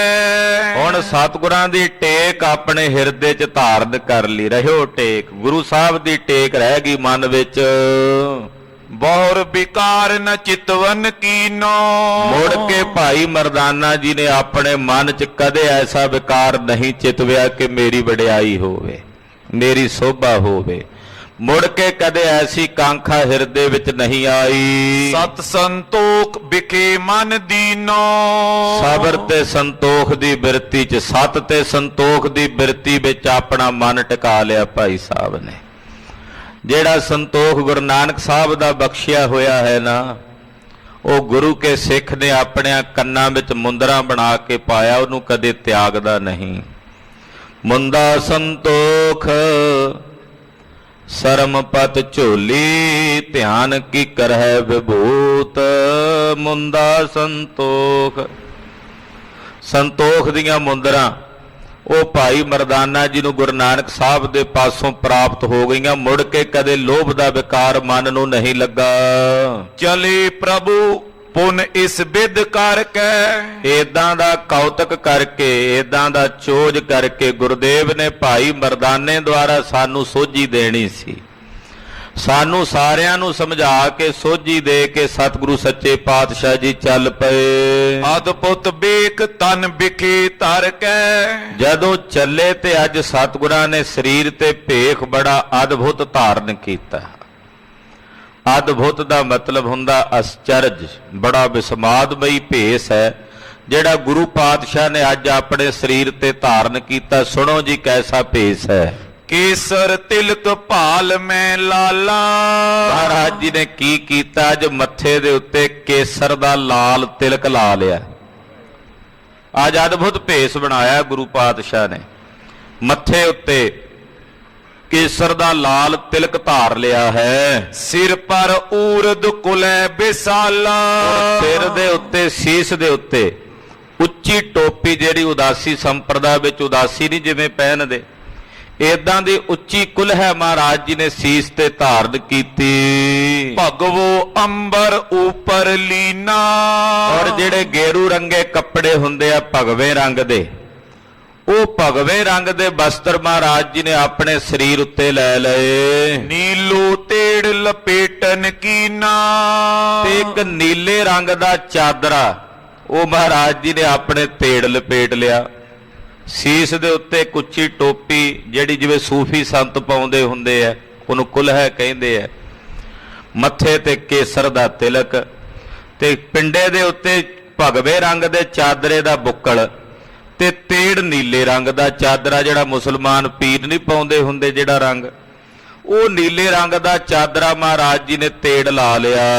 ਮਾਲਾ ਵਿਸ਼ਾਲ ਕੰਠ ਮੈਂ ਪਾਈ। ਔਰ ਗਲ ਵਿੱਚ ਵੱਡੀ ਜੀ ਮਾਲਾ ਪਾਤਸ਼ਾਹ ਨੇ ਪਾ ਲਈ, ਧਾਰਨ ਕਰ ਲਈ। ਇੱਕ ਰੁਮਾਲ ਕਰ ਮਾਹੇ ਸੁਹਾਈ। ਔਰ ਪਾਤਸ਼ਾਹ ਦੇ ਇੱਕ ਪਾਵਨ ਹੱਥ ਵਿੱਚ ਬੜਾ ਸੋਹਣਾ ਰੁਮਾਲ, ਉਹ ਰੁਮਾਲ ਮਹਾਰਾਜ ਜੀ ਦੇ ਹੱਥ ਵਿੱਚ ਸ਼ੋਭਨੀਕ ਹੈ। ਦੋਹਰਾ ਇੱਕ ਪੱਗ ਪਨਈ ਨੋਕ ਵੱਡ, ਇੱਕ ਪੱਗ ਕੋਸ ਟਿਕਾਏ। ਪਾਤਸ਼ਾਹ ਨੇ ਇੱਕ ਪੈਰ ਵਿੱਚ ਆਪਣੇ ਇੱਕ ਚਰਨ ਵਿੱਚ ਖੋਸਾ ਜੁੱਤੀ ਨਹੀਂ ਹੁੰਦੀ, ਮੁੱਛ ਵਾਲੀ ਵੱਡੀ ਪੰਜਾਬੀ ਜੁੱਤੀ ਜਿਹੜੀ ਬਣਦੀ ਹੈ, ਇੱਕ ਚਰਨ ਵਿੱਚ ਮਹਾਰਾਜ ਜੀ ਨੇ ਉਹ ਜੁੱਤੀ ਪਾ ਲਈ ਤੇ ਦੂਜੇ ਚਰਨ 'ਚ ਖੜਾਮ ਪਾ ਲਈ। ਬੜਾ ਅਜੀਬੋ ਗਰੀਬ ਅਸਚਰਜ ਜਿਹਾ ਭੇਸ ਬਣਾਇਆ। ਤੇੜ ਚਾਦਰਾ ਉਹ ਇਉਂ ਜਾਪਦਾ ਜਿਵੇਂ ਮੁਸਲਮਾਨ ਬੰਨ੍ਹਦੇ ਆ, ਉੱਤੇ ਹਿੰਦੂਆਂ ਵਰਗਾ ਜਿਹੜੇ ਸੰਨਿਆਸੀ ਬੈਰਾਗੀ ਲੋਕ ਗੇਰੂ ਰੰਗ ਦੇ ਭਗਵੇਂ ਰੰਗ ਦਾ ਚਾਦਰਾ ਉਹ ਲੈ ਲਿਆ। ਤੋ ਇੱਕ ਚਰਨ ਦੇ ਵਿੱਚ ਸਤਿਗੁਰਾਂ ਨੇ ਜੁੱਤੀ ਪਾ ਲਈ ਹੈ, ਲੰਮੀ ਵੱਡੀ ਵਿਸ਼ਾਲ, ਔਰ ਇੱਕ ਚਰਨ ਦੇ ਵਿੱਚ ਪਾਤਸ਼ਾਹ ਨੇ ਖੜਾਮ ਪਾਈ ਹੋਈ ਹੈ। ਹਿੰਦੂ ਤੁਰਕ ਨ ਲੱਖ ਪਰੇ ਐਸੋ ਭੇਖ ਬਣਾਏ। ਨਾ ਪਤਾ ਲੱਗਦਾ ਵੀ ਇਹ ਭੇਸ ਹਿੰਦੂਆਂ ਵਾਲਾ ਹੈ ਤੇ ਨਾ ਪਤਾ ਲੱਗਦਾ ਵੀ ਮੁਸਲਮਾਨਾਂ ਵਾਲਾ, ਪਹਿਚਾਣ 'ਚ ਨਹੀਂ ਆਉਂਦੇ। ਇਹੋ ਜਿਹਾ ਅਸਚਰਜ ਭੇਖ ਮਹਾਰਾਜ ਜੀ ਨੇ ਬਣਾਇਆ। ਨਾ ਹਿੰਦੂਆਂ ਵਾਲਾ ਪ੍ਰਤੀਤ ਹੁੰਦਾ ਹੈ, ਕਿਉਂਕਿ ਅੱਧੇ ਚਿੰਨ ਹਿੰਦੂਆਂ ਵਾਲੇ ਨੇ, ਅੱਧੇ ਮੁਸਲਮਾਨਾਂ ਵਾਲੇ ਨੇ। ਦੱਸਣਾ ਸੀ ਦੁਨੀਆ ਦੇ ਲੋਕਾਂ ਨੂੰ ਕਿ ਨਾ ਮੈਂ ਹਿੰਦੂ ਹਾਂ ਤੇ ਨਾ ਹੀ ਮੁਸਲਮਾਨ ਹਾਂ, ਮੈਂ ਦੋਨਾਂ ਦਾ ਸਾਂਝਾ ਰਹਿਬਰ ਹਾਂ। ਗਰੀਬ ਨਵਾਜ ਸਤਿਗੁਰੂ ਸੱਚੇ ਪਾਤਸ਼ਾਹ ਨੇ ਐਸਾ ਭੇਖ ਬਣਾਇਆ, ਨਹੀਂ ਪਤਾ ਲੱਗਦਾ ਵੀ ਇਹ ਹਿੰਦੂਆਂ ਵਾਲਾ ਭੇਖ ਹੈ ਕਿ ਮੁਸਲਮਾਨਾਂ ਵਾਲਾ। ਚੋਪਈ ਸੁੰਦਰ ਸ਼ਮਸ ਸਿਤਾ ਸਿਤ ਸੋਹੇ। ਪਾਤਸ਼ਾਹ ਦਾ ਜਿਹੜਾ ਮੁੱਖ ਮੰਡਲ ਤੇ ਦਾੜਾ ਹੈ ਉਹ ਸਿਤਾ ਸਿਤ, ਅੱਧਾ ਕੁ ਚਿੱਟਾ ਤੇ ਅੱਧਾ ਕੁ ਕਾਲਾ ਹੈ, ਕਿਉਂਕਿ ਇੱਥੇ ਮਹਾਰਾਜ ਜੀ ਦੀ ਸਰੀਰ ਦੀ ਆਯੂ ਤਕਰੀਬਨ 55 ਤੋਂ 60 ਸਾਲ ਦੇ ਵਿਚਕਾਰ ਦੀ ਹੈ। ਸਾਰਾ ਦਾੜਾ ਚਿੱਟਾ ਨਹੀਂ ਹੈ, ਅੱਧਾ ਕੁ ਦਾੜਾ ਪਾਤਸ਼ਾਹ ਜੀ ਦਾ ਸ਼ਮਸ਼ ਕਹਿੰਦੇ ਆ ਦਾੜੇ ਨੂੰ, ਉਹ ਅੱਧਾ ਕੁ ਵਿੱਚ ਚਿੱਟੇ ਕੇਸ ਨੇ ਤੇ ਅੱਧੇ ਕੁ ਕਾਲੇ ਹਨ। ਬੋਲਤ ਗੁਨੀਅਨ ਕੇ ਮਨ ਮੋਹੇ। ਜਦੋਂ ਬੋਲਦੇ ਨੇ ਵੱਡੇ ਵੱਡੇ ਗੁਣੀਆਂ ਦੇ ਮਨਾਂ ਨੂੰ ਮੋਹ ਲੈਂਦੇ ਹਨ। ਜਿਹੜੇ ਬੜੇ ਬੜੇ ਗੁਣਵਾਨ ਲੋਕ ਨੇ ਉਹਨਾਂ ਗੁਣੀਆਂ ਦਾ ਮਨ ਵੀ ਮੋਹ ਲੈਂਦੇ ਹਨ ਜਦੋਂ ਬੋਲਦੇ ਨੇ ਗੁਰੂ ਨਾਨਕ ਪਾਤਸ਼ਾਹ। ਤੁਰਕ ਮਿਲੇ ਕੋ ਸੰਸੈ ਕਰਈ। ਜਦੋਂ ਕੋਈ ਤੁਰਕ ਮਿਲਦਾ, ਮੁਸਲਮਾਨ ਮਿਲਦਾ ਸਤਿਗੁਰਾਂ ਨੂੰ ਰਸਤੇ 'ਚ, ਉਹ ਮਨ ਵਿੱਚ ਕੋਈ ਸੰਸਾ ਕਰਦਾ। ਤੁਰਕੀ ਰੀਤ ਜਵਾਬ ਉਚਰਈ। ਇਸਲਾਮ ਧਰਮ ਦੇ ਗ੍ਰੰਥਾਂ ਵਿੱਚ ਜਿਹੜੇ ਸਵਾਲ ਹੁੰਦੇ ਨੇ, ਕੋਈ ਕਿਸੇ ਮੁਸਲਮਾਨ ਦੇ ਮਨ 'ਚ ਕੋਈ ਸ਼ੰਕਾ ਹੁੰਦਾ ਹੈ ਤੇ ਸਤਿਗੁਰੂ ਜੀ ਇਸਲਾਮੀ ਜਿਹੜੀਆਂ ਕਿਤਾਬਾਂ ਨੇ, ਕੁਰਾਨ ਵਗੈਰਾ, ਉਹਦੇ ਵਿੱਚ ਜਿਹੜੇ ਜਵਾਬ ਨੇ ਉਹ ਜਵਾਬ ਉਹਨਾਂ ਨੂੰ ਦੇ ਕੇ ਉਹਨਾਂ ਦੇ ਸ਼ੰਕਿਆਂ ਦਾ ਨਿਵਾਰਨ ਕਰਦੇ। ਜਦੋਂ ਕੋਈ ਮੁਸਲਮਾਨ ਮਿਲਦਾ, ਉਹ ਕੋਈ ਸ਼ੰਕਾ ਕਰਦਾ, ਗੁਰੂ ਸਾਹਿਬ ਕੋਲ ਸਵਾਲ ਕਰਦਾ, ਤਾਂ ਉਹਨਾਂ ਦੇ ਸਵਾਲਾਂ ਦੇ ਜਵਾਬ ਜਿਹੜੇ ਇਸਲਾਮ ਧਰਮ ਦੀਆਂ ਪੁਸਤਕਾਂ ਨੇ, ਕਿਤਾਬਾਂ ਨੇ, ਉਹਦੇ ਵਿੱਚ ਜਿਹੜੇ ਜਵਾਬ ਨੇ ਮਹਾਰਾਜ ਜੀ ਉਹੀ ਜਵਾਬ ਉਹਨਾਂ ਨੂੰ ਦੇ ਕੇ ਸਮਝਾ ਦਿੰਦੇ। ਹਿੰਦੂ ਆਏ ਬੂਝ ਹੈ ਕੋ, ਤੇ ਜੇ ਕੋਈ ਹਿੰਦੂ ਆ ਕੇ ਸਵਾਲ ਕਰਦਾ ਸਤਿਗੁਰਾਂ ਨੂੰ, ਕੋਈ ਸ਼ਾਸਤਰਾਂ ਚੋਂ ਪੁੱਛਦਾ, ਕੋਈ ਵਿਦਾਂਤ ਚੋਂ ਪੁੱਛਦਾ, ਕੋਈ ਯੋਗ ਚੋਂ ਪੁੱਛਦਾ, ਕੋਈ ਨਿਆਏ ਚੋਂ ਪੁੱਛਦਾ, ਇਸੇ ਤਰ੍ਹਾਂ ਕੋਈ ਪੂਰਬੀ ਮੀਮਾਂਸਾ ਤੋਂ ਪੁੱਛਦਾ, ਉਹ ਜਿਹੜੇ ਜਿਹੜੇ ਸਵਾਲ ਕਰਦੇ, ਜਿਹੜੇ ਸ਼ਾਸਤਰਾਂ ਵਿੱਚੋਂ ਪੁੱਛਦੇ ਜਾਂ ਜਿਹੜੇ ਕਿਸੇ ਵੇਦ ਕਿਤਾਬ ਚੋਂ ਪੁੱਛਦੇ, ਸਤਿਗੁਰੂ ਸੱਚੇ ਪਾਤਸ਼ਾਹ ਜੀ ਉਹਨਾਂ ਹਿੰਦੂਆਂ ਨੂੰ ਹਿੰਦੂਆਂ ਦੇ ਗ੍ਰੰਥਾਂ ਵਿੱਚ ਜਿਹੜੇ ਲਿਖੇ ਹੋਏ ਜਵਾਬ ਨੇ ਉਹੀ ਜਵਾਬ ਉਹਨਾਂ ਨੂੰ ਦੇ ਕੇ ਉਹਨਾਂ ਦੇ ਸ਼ੰਕਿਆਂ ਦਾ ਨਿਰਾਵਾਰਨ ਕਰਦੇ ਹਨ। ਉੱਤਰ ਪਾਏ ਹਿੰਦੂ ਕਾ ਸੋ, ਹਿੰਦੂਆਂ ਨੂੰ ਆਪਣੇ ਸਵਾਲਾਂ ਦੇ ਜਵਾਬ ਮਿਲ ਰਹੇ ਨੇ ਸਤਿਗੁਰਾਂ ਕੋਲੋਂ ਤੇ ਮੁਸਲਮਾਨਾਂ ਨੂੰ ਆਪਣੇ ਸਵਾਲਾਂ ਦੇ ਜਵਾਬ ਮਿਲ ਰਹੇ ਨੇ। ਮਨੋਜਨ ਤੇ ਕਛ ਜਾਏ ਨਾ ਜਾਣਾ, ਹੁਣ ਲੋਕਾਂ ਨੂੰ ਇਹ ਸਮਝਣਾ ਔਖਾ ਹੋ ਗਿਆ, ਹਿੰਦੂਆਂ ਨੂੰ ਵੀ ਤੇ ਮੁਸਲਮਾਨਾਂ ਨੂੰ ਵੀ, ਕੀਨ ਬੇਕ ਅਸ ਸ਼੍ਰੀ ਸੁਖ ਦਾਨਾ, ਕਿ ਇਹ ਹਿੰਦੂ ਨੇ ਕਿ ਮੁਸਲਮਾਨ ਨੇ, ਕਿਉਂਕਿ ਸਤਿਗੁਰਾਂ ਨੇ ਭੇਖ ਹੀ ਐਸਾ ਬਣਾਇਆ, ਕੋਈ ਮੁਸਲਮਾਨ ਆਉਂਦਾ ਤੇ ਉਹਦੇ ਨਾਲ ਇਸਲਾਮੀ ਭਾਸ਼ਾ ਵਿੱਚ ਗੱਲ ਕਰਦੇ ਨੇ, ਕੋਈ ਹਿੰਦੂ ਆਉਂਦਾ ਤਾਂ ਉਹਨਾਂ ਦੇ ਧਰਮ ਗ੍ਰੰਥਾਂ ਦੇ ਵਿੱਚੋਂ ਬਚਨ ਕਰਦੇ ਨੇ। ਉਹ ਹੈਰਾਨ ਹੋ ਰਹੇ ਨੇ, ਕਿਸੇ ਨੂੰ ਸਮਝ ਨਹੀਂ ਪਈ ਪੈਂਦੀ ਕਿ ਹਿੰਦੂ ਨੇ ਜਾਂ ਮੁਸਲਮਾਨ ਨੇ। ਮਾਰਗ ਚਲੇ ਜਾਏ ਜਗ ਤੇ ਸ਼ਾ, ਏਦਾਂ ਲੋਕਾਂ ਨੂੰ ਅਸਚਰਜ ਕਰਨੇ ਵਾਸਤੇ, ਦੰਗ ਕਰਨੇ ਵਾਸਤੇ ਮਹਾਰਾਜ ਜੀ ਨੇ ਐਸਾ ਭੇਖ ਬਣਾਇਆ ਔਰ ਰਸਤੇ 'ਚ ਅਨੇਕਾਂ ਨਗਰਾਂ ਨੂੰ ਪਵਿੱਤਰ ਕਰਦਿਆਂ ਚੱਲਦੇ ਜਾ ਰਹੇ ਨੇ। ਸਿਮਰੋ ਨਾਮ ਦੇ ਉਪਦੇਸ਼ਾ, ਸਭ ਨੂੰ ਉਪਦੇਸ਼ ਦਿੰਦੇ ਆ, ਭਾਈ ਪਰਮੇਸ਼ਰ ਦਾ ਨਾਮ ਸਿਮਰੋ, ਅਕਾਲ ਪੁਰਖ ਦਾ ਨਾਮ ਸਿਮਰੋ, ਅਕਾਲ ਪੁਰਖ ਦੀ ਬੰਦਗੀ ਕਰੋ।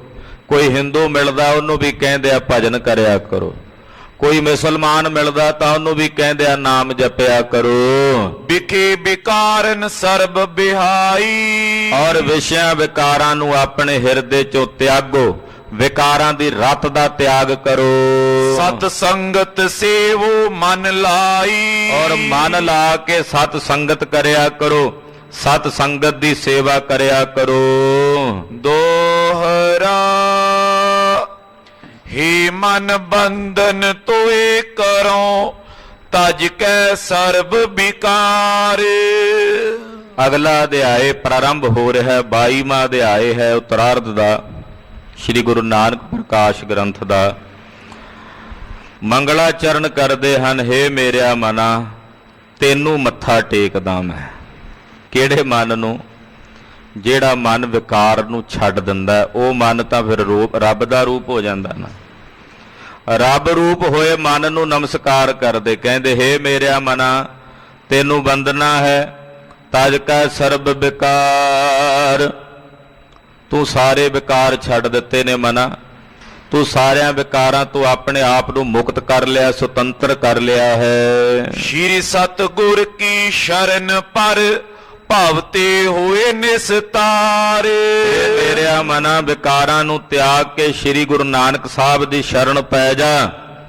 ਜੇ ਤੂੰ ਗੁਰੂ ਨਾਨਕ ਸਾਹਿਬ ਦੀ ਸ਼ਰਨ ਪਵੇਂਗਾ ਤੇ ਇਸ ਭਵ ਸਾਗਰ ਤੋਂ, ਸੰਸਾਰ ਸਮੁੰਦਰ ਤੋਂ ਤੇਰਾ ਪਾਰ ਉਤਾਰਾ ਹੋਵੇਗਾ। ਭਵ ਤੇ ਹਵੈ ਨਿਸਤਾਰ, ਸੰਸਾਰ ਸਮੁੰਦਰ ਤੋਂ ਤੇਰਾ ਪਾਰ ਉਤਾਰਾ ਹੋਵੇਗਾ ਜੇ ਤੂੰ ਗੁਰੂ ਨਾਨਕ ਦੀ ਸ਼ਰਨ ਪੈ ਜਾਵੇਂ। ਜੋ ਪਈ ਸ਼੍ਰੀ ਅੰਗਦ ਸ੍ਰੇਸ਼ਟ ਗੁਣ ਖਾਨੀ। ਇਹ ਕਥਾ ਭਾਈ ਸਾਹਿਬ ਭਾਈ ਬਾਲਾ ਜੀ ਸੁਣਾ ਰਹੇ ਨੇ। ਹੇ ਗੁਰੂ ਅੰਗਦ ਦੇਵ ਸਾਹਿਬ ਜੀ, ਸ੍ਰੇਸ਼ਟ ਗੁਣਾਂ ਦੀ ਖਾਨ ਸਤਿਗੁਰੂ ਜੀ। ਸੁੰਦਰ ਕਥਾ ਸੁਨੋ ਸੁਖਦਾਨੀ। ਗੁਰੂ ਨਾਨਕ ਸਾਹਿਬ ਦੀ ਸੁੰਦਰ ਕਥਾ ਹੈ, ਸੁਖ ਦੇਣ ਵਾਲੀ ਕਥਾ ਹੈ, ਆਪ ਜੀ ਸਰਵਣ ਕਰੋ। ਵਿਚਰਤ ਬੌਰ ਬੇਕ ਅਸ ਧਰ ਕੈ। ਸਤਿਗੁਰੂ ਗੁਰੂ ਨਾਨਕ ਸਾਹਿਬ ਜੀ ਐਸਾ ਭੇਸ ਜਿਹੜਾ ਪਹਿਲਾਂ ਦੱਸਿਆ ਉੱਪਰ, ਵੀ ਸਿਆਣ ਵਿੱਚ ਨਹੀਂ ਆਉਂਦੇ ਵੀ ਕਿਹੜਾ ਭੇਖ ਹੈ ਹਿੰਦੂਆਂ ਦਾ ਹੈ ਕਿ ਮੁਸਲਮਾਨਾਂ ਦਾ ਹੈ। ਐਸਾ ਭੇਖ ਧਾਰਨ ਕਰਕੇ ਮਹਾਰਾਜ ਗੁਰੂ ਨਾਨਕ ਸਾਹਿਬ ਜੀ ਵਿਚਰ ਰਹੇ ਹਨ। ਲੋਕਨ ਕੋ ਕਲਿਆਣ ਵਿਚਰ ਕੈ। ਕਿਉਂ ਵਿਚਰ ਰਹੇ ਨੇ? ਸਤਿਗੁਰਾਂ ਦੇ ਵਿਚਰਨ ਦਾ ਕਾਰਨ ਕੀ ਹੈ? ਇਦਾਂ ਹੀ ਨਹੀਂ ਟੁਰੇ ਫਿਰਦੇ। ਸਤਿਗੁਰਾਂ ਦੇ ਵਿਚਰਨ ਦਾ ਕਾਰਨ ਹੈ ਕਿ ਸਤਿਗੁਰੂ ਜੀ ਕਲਯੁਗੀ ਜੀਵਾਂ ਦੀ ਕਲਿਆਣ ਕਰਨ ਵਾਸਤੇ ਵਿਚਰ ਰਹੇ ਨੇ, ਜੀਵਾਂ ਦੇ ਭਲੇ ਵਾਸਤੇ ਵਿਚਰ ਰਹੇ ਨੇ, ਜੀਵਾਂ ਦੇ ਪਾਰ ਉਤਾਰੇ ਵਾਸਤੇ ਵਿਚਰ ਰਹੇ ਹਨ। ਰਾਮਤ ਕਰਤੇ ਸਹਿਜ ਸੁਭਾਏ। ਸੁਤੇ ਸਿੱਧ ਸੁਭਾਵਕ ਸਤਿਗੁਰੂ ਜੀ ਰਮ ਰਹੇ ਨੇ। ਰਮ ਰਹੇ ਦਾ ਮਤਲਬ ਹੁੰਦਾ ਵੀ ਚੱਲ ਰਹੇ ਨੇ। ਰਮਤ ਨਹੀਂ ਆਪਾਂ ਕਹਿ ਦਿੰਦੇ ਰਮਤ। ਖਾਲਸਾ ਜੀ ਗੁਰੂ ਨਾਨਕ ਸਾਹਿਬ ਦੇ ਘਰ ਦੀਆਂ ਪੁਰਾਤਨ ਸੇ 3 ਸੰਪਰਦਾਵਾਂ ਪ੍ਰਮੁੱਖ ਨੇ। ਚੌਥੀ ਦਮਦਮੀ ਟਕਸਾਲ ਵੀ ਹੈ, ਉਦਾਸੀ, ਨਿਰਮਲੇ ਤੇ ਨਿਹੰਗ ਸਿੰਘ। ਇਹ 3 ਸੰਪਰਦਾਵਾਂ ਪ੍ਰਮੁੱਖ ਨੇ ਵੱਡੀਆਂ। ਨਿਹੰਗ ਸਿੰਘਾਂ ਦੇ ਵਿੱਚ ਵੀ ਇਹ ਮਰਿਆਦਾ ਹੈ ਕਿ ਇੱਕ ਨਗਰ ਤੋਂ ਦੂਸਰੇ ਨਗਰ ਵਿੱਚ ਵਿਚਰਨਾ। ਦਮਦਮੀ ਟਕਸਾਲ ਦੇ ਜਥੇ ਵੀ ਸੰਤ ਗਿਆਨੀ ਗੁਰਬਚਨ ਸਿੰਘ ਜੀ ਦੇ ਸਮੇਂ, ਬਾਅਦ ਵਿੱਚ ਸੰਤ ਗਿਆਨੀ ਕਰਤਾਰ ਸਿੰਘ ਜੀ, ਸੰਤ ਗਿਆਨੀ ਜਰਨੈਲ ਸਿੰਘ ਜੀ, ਤਿੰਨਾਂ ਦੇ ਸਮੇਂ ਜਥੇ ਵਿਚਰਦੇ ਸਨ। ਜਥਾ ਵਿਚਰ ਕੇ ਪਿੰਡਾਂ ਪਿੰਡਾਂ ਨਗਰਾਂ ਨਗਰਾਂ ਵਿੱਚ ਪ੍ਰਚਾਰ ਪ੍ਰਸਾਰ ਹੁੰਦਾ ਸੀ। ਨਿਹੰਗ ਸਿੰਘ ਹੁਣ ਵੀ ਵਿਚਰਦੇ ਨੇ। ਉਸੇ ਤਰ੍ਹਾਂ ਉਦਾਸੀ ਤੇ ਨਿਰਮਲਿਆਂ ਦੀਆਂ ਵੀ ਰਮਤਾਂ ਹੁੰਦੀਆਂ ਸੀ। ਉਹਨਾਂ ਨੂੰ ਰਮਤ ਕਹਿੰਦੇ ਸੀ। ਰਮਤ ਮਹਾਰਾਜ ਜੀ ਦਾ ਸਰੂਪ ਪਾਲਕੀ 'ਚ ਰੱਖਣਾ। ਗੱਡੇ ਹੁੰਦੇ ਸੀ, ਗੱਡਿਆਂ ਤੇ ਮਹਾਰਾਜ ਜੀ ਦਾ ਸਰੂਪ ਲੈ ਕੇ ਜਾਣਾ। ਪਿੰਡ ਪਿੰਡ ਉਦਾਸੀਆਂ ਤੇ ਨਿਰਮਲਿਆਂ ਨੇ 500 700 ਉਦਾਸੀ ਮਹਾਤਮਾ ਨਿਰਮਲੇ ਸਾਧੂ ਹੋਣੇ। ਉਹਨਾਂ ਨੇ ਪਿੰਡ ਪਿੰਡ ਜਾ ਕੇ ਗੁਰਬਾਣੀ ਦਾ ਜਾਪ ਕਰਾਉਣਾ, ਸੰਥਿਆ ਕਰਾਉਣੀ, ਗੁਰਮਤਿ ਸਮਾਗਮ ਕਰਾਉਣੇ। ਇਹ ਮਰਿਆਦਾ ਹੁੰਦੀ ਸੀ ਜਿਹੜੀ ਹੁਣ ਨਿਰਮਲਿਆਂ ਵਿੱਚ ਵੀ ਤੇ ਉਦਾਸੀਆਂ ਵਿੱਚ ਵੀ ਸਮਾਪਤ ਹੋ ਗਈ ਹੈ। ਕੇਵਲ ਨਿਹੰਗ ਸਿੰਘ ਜਥੇਬੰਦੀਆਂ ਦੇ ਵਿੱਚ ਇਹ ਮਰਿਆਦਾ ਹੁਣ ਹੈ ਕਿ ਉਹ ਪਿੰਡ ਪਿੰਡ ਵਿਚਰਦੇ ਹਨ। ਅਖੰਡ ਜਾਪ ਹੁੰਦੇ ਨੇ, ਜੋੜ ਮੇਲੇ ਹੁੰਦੇ, ਅੰਮ੍ਰਿਤ ਸੰਚਾਰ ਹੁੰਦੇ ਨੇ, ਕਥਾ ਕੀਰਤਨ ਦੇ ਪ੍ਰਵਾਹ ਚਲਾਉਂਦੇ। ਇੱਕ ਜਗ੍ਹਾ ਤੋਂ ਆਪਣਾ ਪੱਕਾ ਡੇਰਾ ਨਹੀਂ ਰੱਖਦੇ। ਉਹਨੂੰ ਰਮਤ ਸ਼ਬਦ ਦੇ ਨਾਲ, ਜਿਹੜੇ ਉਦਾਸੀਆਂ ਤੇ ਨਿਰਮਲਿਆਂ 'ਚ ਚੱਲਦੀ ਸੀ, ਉਹਨੂੰ ਰਮਤ ਕਹਿੰਦੇ ਸੀ। ਇੱਥੇ ਰਮਤ ਸ਼ਬਦ ਆਇਆ, ਮੈਨੂੰ ਤਾਂ ਇਹ ਬਚਨ ਚੇਤੇ ਆ ਗਿਆ ਸੁਣਾਉਣ ਵਾਸਤੇ ਕਿ ਰਾਮਤ ਕਰਤੇ ਸਹਿਜ ਸੁਭਾਏ। ਗੁਰੂ ਨਾਨਕ ਸਾਹਿਬ ਰਮਤ ਕਰਦਿਆਂ ਯਾਨੀ ਕਿ ਵਿਚਰਦਿਆਂ ਸੁਤੇ ਸਿੱਧ ਸੁਭਾਵਕ ਲਾਪੁਰ ਮਾਈ ਚੱਲ ਕਰ ਆਏ। ਲਾਹੌਰ ਸ਼ਹਿਰ ਵਿੱਚ ਸਤਿਗੁਰੂ ਜੀ ਪਹੁੰਚੇ ਨੇ। ਚਲਦਿਆਂ ਲਾਹੌਰ ਸ਼ਹਿਰ ਵਿੱਚ ਮਹਾਰਾਜ ਜੀ ਨੇ ਆਪਣੇ ਚਰਨ ਪਾਏ। ਉਤੋਂ ਕੁਸਾਬ ਪੁਰਾ ਜੈ ਥਾਨਾ। ਲਾਹੌਰ ਸ਼ਹਿਰ 'ਚ ਉੱਥੇ ਆਏ ਬਾਜ਼ਾਰ ਵਿੱਚ ਜਿੱਥੇ ਕਸਾਈ ਖਾਨਾ ਸੀ, ਬੁੱਚੜ ਖਾਨਾ ਸੀ, ਉੱਥੇ ਮਹਾਰਾਜ ਜੀ ਪਹੁੰਚੇ। ਤਹਾਂ ਠਾਂਡ ਪੇ ਕਿਰਪਾ ਨਿਦਾਨਾ। ਕਿਰਪਾ ਨਿਧਾਨ ਸਤਿਗੁਰੂ ਜੀ ਉੱਥੇ ਕਸਾਈ ਖਾਨੇ ਦੇ ਕੋਲ ਆ ਕੇ ਖਲੋ ਗਏ। ਗੋਬਦ ਮਹਾ ਪਾਪੀ ਅਵਲੋਕਾ। ਕੀ ਵੇਖਿਆ ਕਿ ਕੁਝ ਮੁਸਲਮਾਨ ਉੱਥੇ ਗਊਆਂ ਹਲਾਲ ਕਰ ਰਹੇ ਨੇ। ਗਰੀਬ ਗਊ ਹੈ, ਉਸ ਗਊਆਂ ਦਾ ਹਲਾਲ ਕਰ ਰਹੇ ਨੇ, ਗਊਆਂ ਨੂੰ ਵੱਢ ਰਹੇ ਨੇ। ਪੂਰਾ ਤੁਰਕ ਤਪ ਲਖ ਰਿਸ ਰੋਕਾ। ਪਾਤਸ਼ਾਹ ਨੇ ਵੇਖਿਆ ਵੀ ਗਊਆਂ ਕਤਲ ਕੀਤੀਆਂ ਜਾ ਰਹੀਆਂ ਨੇ। ਗਊ ਹੈ, ਜੀਵ ਹੈ ਪਰਮੇਸ਼ਰ ਦਾ, ਉਹਦੀ ਹੱਤਿਆ ਹੋ ਰਹੀ ਹੈ। ਤੋ ਗਰੀਬ ਨਵਾਜ ਪਾਤਸ਼ਾਹ ਨੇ ਵੇਖਿਆ ਵੀ ਇਹਨਾਂ ਤੁਰਕਾਂ ਦਾ ਪੂਰਬਲਾ ਤਪ ਹੈ, ਤਾਂ ਇਹਨਾਂ ਨੂੰ ਰਾਜ ਮਿਲਿਆ ਤੇ ਰਾਜ ਕਰਕੇ ਪਾਪ ਕਰ ਰਹੇ ਨੇ। ਮਹਾਰਾਜ ਜੀ ਨੇ ਆਪਣਾ ਵੀਰ ਰਸ ਰੋਕ ਲਿਆ, ਨਹੀਂ ਤਾਂ ਇੱਕੋ ਬਚਨ ਕਰਦੇ ਤੇ ਨਾ ਤੁਰਕਾਂ ਦਾ ਮਲੀਆ ਮੇਟ ਕਰ ਦਿੰਦੇ ਉਸ ਵਕਤ। ਪਰ ਪਾਤਸ਼ਾਹ ਨੇ ਵੇਖਿਆ ਕਿ ਇਹਨਾਂ ਦਾ ਤਪ ਹੈ, ਉਹ ਤਪ ਤੋਂ ਇਹਨਾਂ ਨੂੰ ਰਾਜ ਮਿਲਿਆ ਹੈ ਤੇ ਰਾਜ ਤੋਂ ਬਾਅਦ ਇਹਨਾਂ ਨੇ ਨਰਕਾਂ ਦੇ ਭਾਗੀਦਾਰ ਹੋਣਾ ਹੈ। ਇਹ ਜ਼ੁਲਮ ਕਰ ਰਹੇ ਨੇ, ਗਊ ਹੱਤਿਆ ਹੋ ਰਹੀ ਹੈ, ਗਊਆਂ ਨੂੰ ਮਾਰ ਰਹੇ ਹਨ। ਨਾ ਤੁਰ ਨਾਸ਼ ਕਰਨ ਇੱਛ ਧਾਰੀ। ਨਹੀਂ ਤਾਂ ਪਾਤਸ਼ਾਹ ਚਾਹੁੰਦੇ ਕਿ ਇਹਨਾਂ ਨੂੰ ਸਾਰਿਆਂ ਨੂੰ ਨਾਸ਼ ਕਰ ਦਿੰਦੇ, ਬਚਨ ਨਾਲ ਹੀ ਮਾਰ ਦਿੰਦੇ। ਤਦ ਕ੍ਰੋਧ ਸੋ ਗਿਰਾ ਉਚਾਰੀ। ਫਿਰ ਵੀ ਮਹਾਰਾਜ ਜੀ ਨੇ ਆਪਣੇ ਮੁਖੋਂ ਬਚਨ ਉਚਾਰਨ ਕੀਤਾ ਵੀਰ ਰਸ ਵਿੱਚ ਆ ਕੇ। ਸ੍ਰੀ ਮੁਖਵਾ ਲਾਹੌਰ ਸੈਰ ਜ਼ਹਿਰ ਕਹਿਰ ਸਵਾ ਪਹਿਰ। ਮਹਾਰਾਜ ਜੀ ਕਹਿੰਦੇ ਲਾਹੌਰ ਸ਼ਹਿਰ ਵਿੱਚ ਸਵਾ ਪਹਿਰ ਦਿਨ ਚੜ੍ਹਦਿਆਂ ਇਹਨਾਂ ਦੇ ਵਿੱਚ ਜ਼ਹਿਰ ਭਰ ਜਾਂਦਾ ਹੈ ਔਰ ਇਹ ਕਹਿਰ ਕਰਨ ਲੱਗ ਪੈਂਦੇ, ਗਊਆਂ ਮਾਰਨ ਲੱਗ ਪੈਂਦੇ। ਤਾਂ ਬਾਅਦ ਵਿੱਚ ਸਤਿਗੁਰਾਂ ਨੂੰ ਬੇਨਤੀ ਕੀਤੀ, ਮਹਾਰਾਜ ਹੁਣ ਲਾਹੌਰ ਸ਼ਹਿਰ ਦੀ ਹੱਦ ਵਿੱਚ ਹੀ ਸ੍ਰੀ ਅੰਮ੍ਰਿਤਸਰ ਸਾਹਿਬ ਹੈ, ਕਿਰਪਾ ਕਰੋ ਹੁਣ ਬਚਨ ਬਖਸ਼ੋ। ਤਾਂ ਮਹਾਰਾਜ ਜੀ ਨੇ ਕਿਹਾ ਸੀ ਲਾਹੌਰ ਸ਼ਹਿਰ ਅੰਮ੍ਰਿਤਸਰ ਸਿਫਤੀ ਦਾ ਘਰ ਹੈ। ਫਿਰ ਇਹ ਬਚਨ ਪਾਤਸ਼ਾਹ ਨੇ ਫਰਮਾਏ ਸਨ। ਤੋ ਇਹ ਵਾਰਾਂ ਦੇ ਵਧੀਕ ਦੇ ਬਚਨ ਨੇ, ਗੁਰੂ ਨਾਨਕ ਸਾਹਿਬ ਦੇ ਬਚਨ ਨੇ। ਮਹਾਰਾਜ ਜੀ ਕਹਿੰਦੇ ਇੱਥੇ ਤਾਂ ਸਵਾ ਪਹਿਰ ਦਿਨ ਚੜ੍ਹਦਿਆਂ ਆ ਕਸਾਈ ਪੁਣਾ ਖੁੱਲ ਜਾਂਦਾ ਹੈ ਔਰ ਇਹ ਜ਼ਹਿਰ ਨਾਲ ਭਰੇ ਲੋਕ ਕਹਿਰ ਕਰਦੇ ਨੇ, ਗੋ ਹੱਤਿਆ ਕਰਦੇ ਹਨ। ਚੋਪਈ ਅਸ ਕੈ ਬੋਲੇ ਬਚਨ ਬਹੋਰੂ। ਇਹ ਬਚਨ ਸਤਿਗੁਰੂ ਸੱਚੇ ਪਾਤਸ਼ਾਹ ਜੀ ਨੇ ਕਹੇ ਤੇ ਬੋਲੇ। ਸੁਨ ਬਾਲੇ ਅਬ ਤੁਰਕਨ ਜੋਰੂ। ਮਹਾਰਾਜ ਜੀ ਕਹਿੰਦੇ ਬਾਲਿਆ ਹੁਣ ਇਸ ਵੇਲੇ ਨਾ ਮਲੇਛਾਂ ਦਾ ਰਾਜ ਹੈ, ਇਹਨਾਂ ਮਲੇਛਾਂ ਦਾ ਜ਼ੋਰ ਹੈ। ਦਸਵਾਂ ਜਾਮਾ ਪੈਰੋਂ ਜਬਈ। ਬਾਲਿਆ ਆਉਣ ਵਾਲੇ ਸਮੇਂ 'ਚ ਮੈਂ 10ਵਾਂ ਜਾਮਾ ਧਾਰਨ ਕਰਨਾ ਹੈ। ਜਦੋਂ ਮੈਂ 10ਵਾਂ ਜਾਮਾ ਧਾਰਨ ਕਰਾਂਗਾ ਧਰਮ ਪੰਥ ਪ੍ਰਗਟਾਵੋਂ ਤਬਈ। 10ਵੇਂ ਜਾਮੇ ਵਿੱਚ ਮੈਂ ਤੇਜ ਤੇ ਕਰਾਰਾ ਖਾਲਸਾ ਪੰਥ ਪੈਦਾ ਕਰਾਂਗਾ। ਸਤਿ ਸ੍ਰੀ ਅਕਾਲ।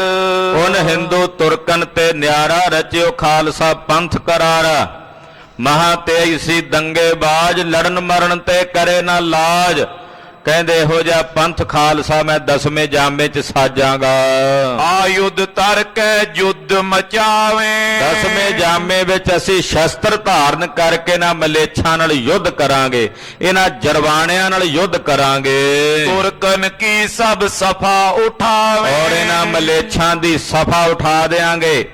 ਉੱਠ ਗਈ ਸਫਾ ਮਲੇਛ ਕੀ, ਕਰ ਕੂੜਾ ਪਾਸਾਰ।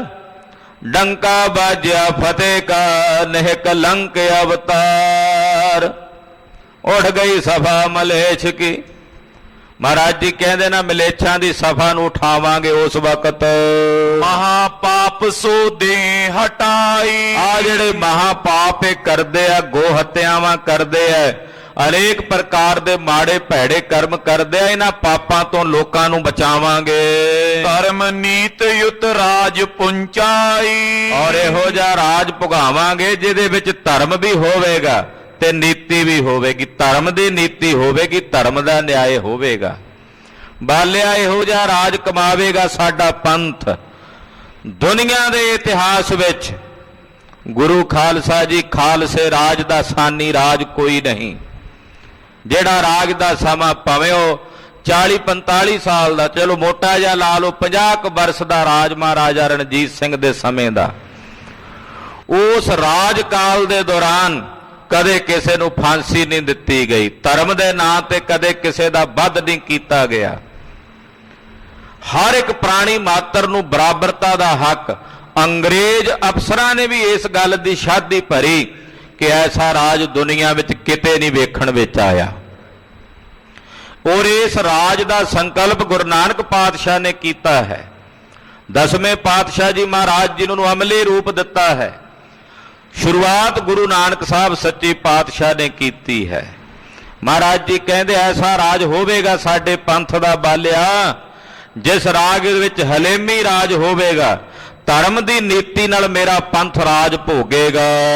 ਮੈਂ ਠਹਿਰੋ ਅਬ ਚੱਲ ਮਰਦਾਨਾ। ਚੱਲ ਮਰਦਾਨਿਆ, ਇੱਥੇ ਲਾਹੌਰ ਨਹੀਂ ਠਹਿਰਨਾ ਅਸੀਂ, ਇੱਥੇ ਜ਼ੁਲਮ ਹੋ ਰਿਹਾ ਹੈ, ਇੱਥੇ ਸਵਾ ਪਹਿਰ ਦਿਨ ਚੜ੍ਹਦਿਆਂ ਕਹਿਰ ਵਰਤ ਰਿਹਾ ਹੈ। ਚੱਲ ਮਰਦਾਨਿਆ, ਇੱਥੇ ਨਹੀਂ ਠਹਿਰਨਾ, ਇੱਥੋਂ ਚੱਲੀਏ। ਨਿਕਸੇ ਵੈਰ ਗਏ ਇੱਕ ਥਾਨਾ। ਲਾਹੌਰ ਸ਼ਹਿਰ ਤੋਂ ਸਤਿਗੁਰੂ ਜੀ ਬਾਰ-ਬਾਰ ਆ ਗਏ। ਬਾਹਰ ਆਏ ਤੇ ਸਤਿਗੁਰਾਂ ਨੇ ਇੱਕ ਜਗ੍ਹਾ ਵੇਖੀ। ਇੱਕ ਦਿਜ ਦੰਬੀ ਹੁਤੋ ਅਗਾਰੀ। ਕੀ ਵੇਖਿਆ ਕਿ ਇੱਕ ਪਖੰਡੀ ਬਾਹਮਣ ਬੈਠਾ, ਪੰਡਤ। ਦਿਜ ਕਹਿੰਦੇ ਆ ਪੰਡਤ ਨੂੰ।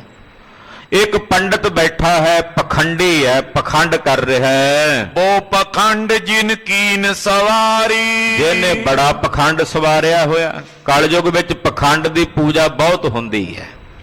ਜਿਹੜਾ ਪਖੰਡ ਕਰਨ ਲੱਗ ਪਏ ਉਹਦੀ ਪੂਜਾ ਹੈ। ਕਲਯੁਗ ਵਿੱਚ ਸੁਭਾਅ ਐਸਾ ਹੈ।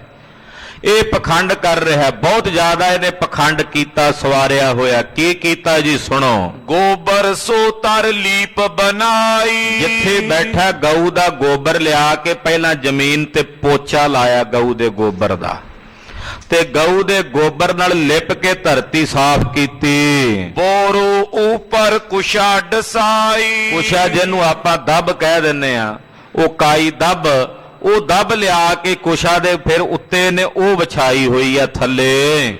ਵਸਤਰ ਉਤਾਰ ਕੀ ਨੇ ਇਸ਼ਨਾਨੀ। ਤੇ ਲਾਗੇ ਪਾਣੀ ਸੀ, ਉਥੋਂ ਕੱਪੜੇ ਵਸਤਰ ਲਾ ਕੇ ਨੇ ਇਸ਼ਨਾਨ ਪਾਨ ਕੀਤਾ। ਦੁਆਦਸ਼ ਤਨ ਮੈਂ ਤਿਲਕ ਲਗਾਨੀ। 12 ਤਿਲਕ ਸਰੀਰ ਤੇ ਲਾਏ, ਮੱਥੇ ਤੇ, ਛਾਤੀ ਤੇ, ਡੋਲਿਆਂ ਤੇ, ਬਾਹਾਂ ਦੇ ਅਗਲੇ ਹਿੱਸਿਆਂ ਤੇ, ਪੇਟ ਤੇ, ਇਹਦਾ 12 ਤਿਲਕ ਇਹਨੇ ਆਪਣੇ ਸਰੀਰ ਤੇ ਸਵਾਰ ਕੇ ਲਾਏ। ਰਾਖੇ ਸਾਲ ਗ੍ਰਾਮ ਅਗਾਰੀ। ਔਰ ਆਪਣੇ ਸਾਹਮਣੇ, ਬਿਲਕੁਲ ਆਪਣੇ ਸਨਮੁਖ ਇੱਕ ਚੌਂਕੀ ਦੇ ਉੱਤੇ ਸਾਲਗ੍ਰਾਮ ਜੀ ਰੱਖੇ ਹੋਏ ਨੇ। ਗੰਡਕਾ ਨਦੀ ਵਿੱਚੋਂ ਕਾਲੇ ਰੰਗ ਦਾ ਇੱਕ ਪਖਾਨ, ਜਿਸ ਨੂੰ ਸਾਲਗ੍ਰਾਮ ਭਗਵਾਨ ਵਿਸ਼ਨੂੰ ਕਹਿ ਕੇ ਪੂਜਦੇ ਵੈਸ਼ਨਵ, ਉਹ ਸਾਲਗ੍ਰਾਮ ਇਹਨੇ ਆਪਣੇ ਮੂਹਰੇ ਰੱਖਿਆ ਹੋਇਆ ਹੈ। ਪੂਜਨ ਕੀਨ ਸੰਭਾਰ ਸੰਭਾਰੀ। ਔਰ ਉਹਦੀ ਪੂਜਾ ਕਰ ਰਿਹਾ ਸੰਭਾਲ ਸੰਭਾਲ ਕੇ। ਬੜੇ ਬੜੇ ਪਖੰਡ ਕਰ ਕਰਕੇ, ਵਿਖਾ ਵਿਖਾ ਕੇ ਲੋਕਾਂ ਨੂੰ ਪੂਜਾ ਕਰਦਾ ਹੈ। ਲੈ ਕਰ ਘੰਟਾ ਹੱਥ ਬਜਾਵਾ। ਹੱਥ ਵਿੱਚ ਇੱਕ ਘੰਟੀ ਫੜੀ ਹੋਈ ਹੈ, ਨਾਲ ਉਹ ਵਜਾਈ ਜਾਂਦਾ ਹੈ। ਨਾਲੇ ਇੱਕ ਹੱਥ ਦੇ ਵਿੱਚ ਆਰਤੀ ਫੜੀ ਹੋਈ, ਆਰਤੀ ਕਰਦਾ ਹੈ। ਬਾਰ ਬਾਰ ਤਰ ਪਰ ਸਿਰ ਲਾਵਾ। ਨਾਲੇ ਘੰਟੀ ਵਜਾਉਂਦਾ, ਨਾਲੇ ਬਾਰ-ਬਾਰ ਜ਼ਮੀਨ ਤੇ ਸਿਰ ਧਰਦਾ, ਫਿਰ ਚੁੱਕਦਾ, ਫਿਰ ਧਰਦਾ, ਫਿਰ ਚੁੱਕਦਾ। ਏਦਾਂ ਬਾਰ-ਬਾਰ ਮੱਥਾ ਟੇਕਦਾ ਸਾਲਗ੍ਰਾਮ ਨੂੰ। ਬੋਰੋ ਮਾਲਾ ਲੀਨੀ ਪਾਨਾ। ਫਿਰ ਇਹਨੇ ਮਾਲਾ ਚੁੱਕ ਲਈ, ਇੱਕ ਹੱਥ ਵਿੱਚ ਇਹਨੇ ਮਾਲਾ ਫੜ ਲਈ। ਨੈਣ ਮੂੰਦ ਬੈਠੇ ਉਹ ਬਕ ਧਿਆਨਾ। ਤੇ ਮਾਲਾ ਫੜ ਕੇ ਤੇ ਜਿਵੇਂ ਬਗਲਾ ਨਹੀਂ ਬਹਿੰਦਾ ਹੁੰਦਾ ਛੱਪੜ ਦੇ ਕੰਢੇ ਅੱਖਾਂ ਬੰਦ ਕਰਕੇ, ਏਦਾਂ ਬਗਲੇ ਵਾਂਗੂ ਪੰਡਤ ਨੇ ਨੇਤਰ ਬੰਦ ਕਰ ਲਏ। ਅੱਖਾਂ ਬੰਦ ਕਰਕੇ ਤੇ ਇੱਕ ਹੱਥ ਵਿੱਚ ਮਾਲਾ ਫੜ ਕੇ ਮੂੰਹ ਜੋ ਮਿਣ ਜਿਹਾ ਕਰੀ ਜਾਂਦਾ, ਕੁਝ ਨਹੀਂ ਸਮਝ ਆਉਂਦਾ ਵੀ ਕਹਿੰਦਾ ਕੀ ਹੈ। ਪਖੰਡ ਕਰਦਾ ਹੋਇਆ ਲੋਕਾਂ ਨੂੰ ਵਿਖਾਉਂਦਾ।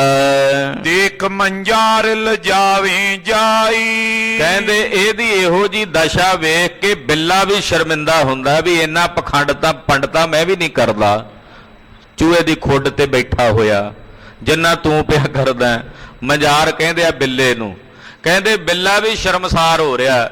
ਉਹ ਕਮਾਲ ਕਰ ਦਿੱਤੀ ਆ ਪੰਡਤ ਜੀ, ਤੁਸੀਂ ਤਾਂ ਮੇਰੇ ਵੀ ਉਸਤਾਦ ਨਿਕਲੇ ਹੋ। ਮੈਂ ਸੋਚਿਆ ਵੀ ਸ਼ਾਇਦ ਮੈਂ ਹੀ ਚੂਹੇ ਦੀ ਖੁੱਡ ਤੇ ਬਹਿਨਾ ਤੇ ਏਦਾਂ ਅੱਖਾਂ ਜੀਆਂ ਬੰਦ ਕਰ ਲੈਣਾ। ਤੂੰ ਤਾਂ ਮੇਰਾ ਵੀ ਉਸਤਾਦ ਆ, ਮੇਰੇ ਤੋਂ ਵੀ ਪਰੇ ਦਾ। ਮਾਇਆ ਕੋ ਲਾਲਚ ਮਨ ਮਾਈ। ਮਾਇਆ ਦਾ ਲਾਲਚ ਆ ਇਹਦੇ ਮਨ ਵਿੱਚ ਬਹੁਤ ਜ਼ਿਆਦਾ ਪ੍ਰਬਲ। ਉਹ ਨਰ ਆਏ ਬੰਦ ਨਾ ਕਰਈ। ਇਹਦਾ ਇਹੋ ਜਿਹਾ ਪਖੰਡ ਜਿਹਾ ਵੇਖ ਕੇ ਕਈ ਲੋਕ ਆਉਂਦੇ ਸ਼ਹਿਰ ਦੇ, ਉਹ ਆਉਂਦੇ ਆ ਕੇ ਇਹਨੂੰ ਮੱਥਾ ਟੇਕਦੇ, ਨਮਸਕਾਰ ਹੈ ਪੰਡਤ ਜੀ, ਰਾਮ ਰਾਮ ਹੈ। ਆਉਂਦੇ ਆ ਕੇ ਕੋਈ ਜਥਾ ਸ਼ਕਤ, ਕੋਈ ਪੈਸਾ, ਕੋਈ ਧੇਲਾ, ਕੋਈ ਕੌਡੀ, ਉਹ ਲਿਆ ਕੇ ਅੱਗੇ ਰੱਖਦੇ ਤੇ ਨਾਲੇ ਮੱਥਾ ਟੇਕਦੇ। ਯਥਾ ਸ਼ਕਤ ਤੈ ਭੇਟਾ ਤਰਈ। ਯਥਾ ਸ਼ਕਤ ਭੇਟਾ ਪੰਡਤ ਜੀ ਦੇ ਸਾਹਮਣੇ ਰੱਖਦੇ। ਮੰਦਰ ਨਹੀਂ ਆ ਉੱਥੇ ਕੋਈ, ਬਾਹਰ ਰੜੇ ਮੈਦਾਨ ਤੇ ਨੇ ਆਪਣਾ ਹੀ ਮੰਦਰ ਬਣਾਇਆ ਹੋਇਆ ਵੱਖਰਾ ਹੀ, ਤੇ ਲੋਕ ਆਉਂਦੇ ਆ ਕੇ ਮੱਥਾ ਟੇਕਦੇ, ਨਮਸਕਾਰਾਂ ਕਰਦੇ ਨੇ। ਸ਼੍ਰੀ ਨਾਨਕ ਤੈ ਉਰ ਕੀ ਜਾਨੀ। ਜਾਣੀ ਜਾਣ ਸਤਿਗੁਰੂ ਜੀ ਨੇ ਪੰਡਤ ਦੇ ਮਨ ਦੀ ਜਾਣ ਲਈ। ਜਿੱਥੇ ਪਖੰਡ ਹੁੰਦਾ ਫਿਰ ਉਸ ਪਖੰਡ ਦਾ ਮਹਾਰਾਜ ਜੀ ਖੰਡਨ ਕਰਦੇ, ਜਿੱਥੇ ਜ਼ੁਲਮ ਹੁੰਦਾ ਉਸ ਜ਼ੁਲਮ ਦਾ ਵੀ ਜ਼ੋਰ ਵਿਰੋਧ ਕਰਦੇ ਹਨ। ਜਾਏ ਬਾਬਰ ਨੂੰ ਜਾਬਰ ਕਹਿਣਾ ਪਿਆ। ਤੋ ਪਾਤਸ਼ਾਹ ਨੇ ਜਦੋਂ ਪਖੰਡ ਵੇਖਿਆ ਇਹਦਾ, ਤੇ ਪਖੰਡ ਇਹਦੇ ਅੰਦਰ ਦਾ ਜਾਣ ਗਏ ਗੁਰੂ ਨਾਨਕ ਸਾਹਿਬ ਜੀ। ਬੋਲੇ ਦੰਭ ਹਾਨ ਕੀ ਬਾਨੀ। ਦੰਭ ਦਾ ਨਾਸ਼ ਕਰਨ ਵਾਲੇ ਸਤਿਗੁਰੂ ਗੁਰੂ ਨਾਨਕ ਸਾਹਿਬ ਜੀ ਬੋਲੇ, ਹੇ ਤਿਜ ਧਿਆਨ ਕਾਏ ਕੋ ਤਾਰੀ। ਮਹਾਰਾਜ ਜੀ ਕੋਲ ਹੀ ਬੈਠੇ ਹੀ, ਪੰਡਤ ਦੇ ਆ ਕੇ ਨੇੜੇ ਹੀ ਬਹਿ ਗਏ। ਮਹਾਰਾਜ ਜੀ ਕਹਿੰਦੇ, ਪੰਡਤ ਜੀ। ਪੰਡਤ ਨੇ ਨੇਤਰ ਖੋਲੇ, ਅੱਖਾਂ ਖੋਲੀਆਂ, ਵੇਖਿਆ ਮਹਾਰਾਜ ਜੀ ਕਹਿੰਦੇ ਪੰਡਤ ਜੀ ਧਿਆਨ ਕਾਹਦਾ ਧਾਰਿਆ ਹੋਇਆ ਹੈ? ਸਾਲ ਗ੍ਰਾਮ ਤੁਮਾਰੇ ਅਗਾਰੀ। ਹੁਣ ਧਿਆਨ ਪੰਡਤ ਨੂੰ ਤਾਂ ਪਤਾ ਸੀ ਵੀ ਮੈਂ ਕਾਹਦਾ ਧਾਰਿਆ ਹੋਇਆ। ਮਹਾਰਾਜ ਜੀ ਉਹੀ ਪੁੱਛਣਾ ਚਾਹੁੰਦੇ ਆ। ਕਹਿੰਦੇ ਪੰਡਤ ਜੀ ਕਾਹਦਾ ਧਿਆਨ ਧਾਰਿਆ ਹੋਇਆ? ਸਾਲਗ੍ਰਾਮ ਤਾਂ ਤੇਰਾ ਭਗਵਾਨ ਤਾਂ ਤੇਰੇ ਅੱਗੇ ਪਿਆ ਬੈਠਾ ਹੈ। ਉਸ ਭਗਵਾਨ ਨੂੰ ਛੱਡ ਕੇ ਤੂੰ ਸਾਲਗ੍ਰਾਮ ਦਾ ਧਿਆਨ ਧਾਰਨ ਕਰੀ ਬੈਠਾ ਹੈ ਵੀ ਤੇਰਾ ਭਗਵਾਨ ਤਾਂ ਤੇਰੇ ਸਾਹਮਣੇ ਹੈ। ਆਪਣੋ ਇਸ਼ਟ ਸਮੀਪ ਨਾ ਹੋਈ। ਹਾਂ, ਜੇ ਆਪਣਾ ਇਸ਼ਟ ਨੇੜੇ ਨਾ ਹੋਵੇ, ਜਿਹਦਾ ਧਿਆਨ ਧਾਰਨਾ ਵੀ ਉਹ ਕੋਲ ਨਾ ਹੋਵੇ, ਤੋਹਿਤ ਧਿਆਨ ਮੁੰਦੇ ਚੱਖ ਦੋਈ। ਫਿਰ ਤਾਂ ਉਹਦਾ ਧਿਆਨ ਧਾਰਨ ਵਾਸਤੇ ਅੱਖਾਂ ਬੰਦ ਕਰ ਲੈਣੀਆਂ ਚਾਹੀਦੀਆਂ। ਵੀ ਜੇ ਸਾਹਮਣੇ ਇਸ਼ਟ ਭਗਵਾਨ ਹੈ, ਸਨਮੁਖ ਹੈ ਇਸ਼ਟ ਭਗਵਾਨ, ਤੇ ਫਿਰ ਤਾਂ ਨੇਤਰ ਬੰਦ ਕਰਨ ਦੀ ਲੋੜ ਨਹੀਂ ਹੈ। ਧਿਆਨ ਤਾਂ ਉਹਦਾ ਧਾਰੀਦਾ ਹੈ।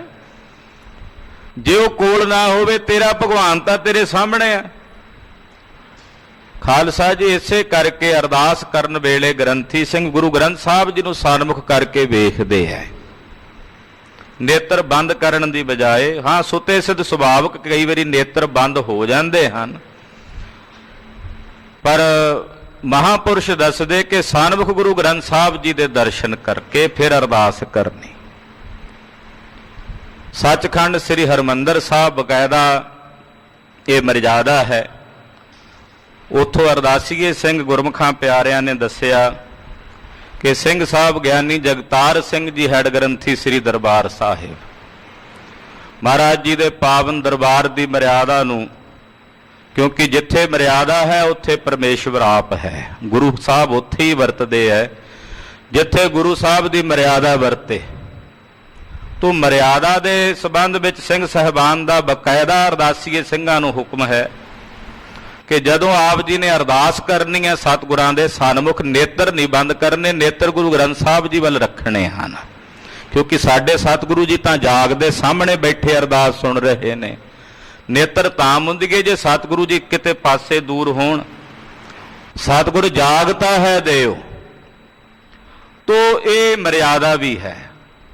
ਖੈਰ, ਮਹਾਰਾਜ ਜੀ ਪੰਡਤ ਨੂੰ ਕਹਿੰਦੇ, ਪੰਡਤ ਜੀ ਸਾਲਗ੍ਰਾਮ ਤਾਂ ਤੁਸੀਂ ਮੂਹਰੇ ਰੱਖਿਆ ਹੋਇਆ ਤੇ ਧਿਆਨ ਕਿਹਦਾ ਕਰ ਰਹੇ ਹੋ? ਜਿਹੜਾ ਤੁਹਾਡਾ ਇਸ਼ਟ ਹੈ ਉਹ ਤਾਂ ਸਾਹਮਣੇ ਆ ਤੁਹਾਡੇ। ਦੂਰ ਹੋਵੇ, ਕਿਤੇ ਆਸੇ ਪਾਸੇ ਹੋਵੇ, ਫਿਰ ਤਾਂ ਤੁਸੀਂ ਨੇਤਰ ਬੁੰਦ ਕੇ ਧਿਆਨ ਧਾਰਨ ਕਰੋ। ਦ੍ਰਿਸ਼ਟ ਹਜ਼ੂਰ ਸੁਪ੍ਰਤਿਮਾ ਤੇਰੀ। ਤੇ ਸਤਿਗੁਰੂ ਜੀ ਦੀ ਪਾਤਸ਼ਾਹ ਜੀ ਕਹਿੰਦੇ ਤੇਰੀ ਜਿਹੜੀ ਪ੍ਰਤਿਮਾ ਹੈ, ਜਿਹਨੂੰ ਤੂੰ ਭਗਵਾਨ ਮੰਨੀ ਬੈਠਾ, ਉਹ ਤਾਂ ਤੇਰੀਆਂ ਅੱਖਾਂ ਦੇ ਸਾਹਮਣੇ ਹੈ। ਤੈਂ ਲੋਚਨ ਕਿਉਂ ਮੂੰਦੇ ਫੇਰੀ। ਤੇ ਫਿਰ ਤੂੰ ਕਿਉਂ ਨੇਤਰ ਬੰਦ ਕੀਤੇ ਹੋਏ ਨੇ? ਸਿੱਧਾ ਆਪਣੀ ਪ੍ਰਤਿਮਾ ਨੂੰ ਕਿਉਂ ਨਹੀਂ ਵੇਖਦਾ? ਤਬ ਦਿਜ ਬੋਲਿਓ ਪਾਖੰਡ ਰਾਤਾ। ਤੇ ਪਖੰਡੀ ਬ੍ਰਾਹਮਣ ਬੋਲਿਆ ਅੱਗੋਂ, ਪਖੰਡ ਚ ਰੰਗਿਆ ਹੋਇਆ। ਉਹ ਕੀ ਜਾਣਦਾ ਸੀ ਕਿ ਜਿਹੜੇ ਆਏ ਨੇ ਮੇਰਾ ਪਖੰਡ ਖੋਲਣ ਆਏ ਨੇ, ਉਘੇੜਨ ਆਏ ਨੇ। ਇਹਨੇ ਜਿਵੇਂ ਆਮ ਬੰਦੇ ਹੁੰਦੇ ਨੇ ਉਹਨਾਂ ਦੇ ਵਿੱਚ ਜਿਵੇਂ ਬੋਲਦਾ ਸੀ, ਉਸੇ ਤਰ੍ਹਾਂ ਹੀ ਇਹ ਪਖੰਡੀ ਬੋਲਿਆ। ਸੁਨੋ ਫਕੀਰ ਤੁਮੇ ਨੇ ਗਿਆਤਾ।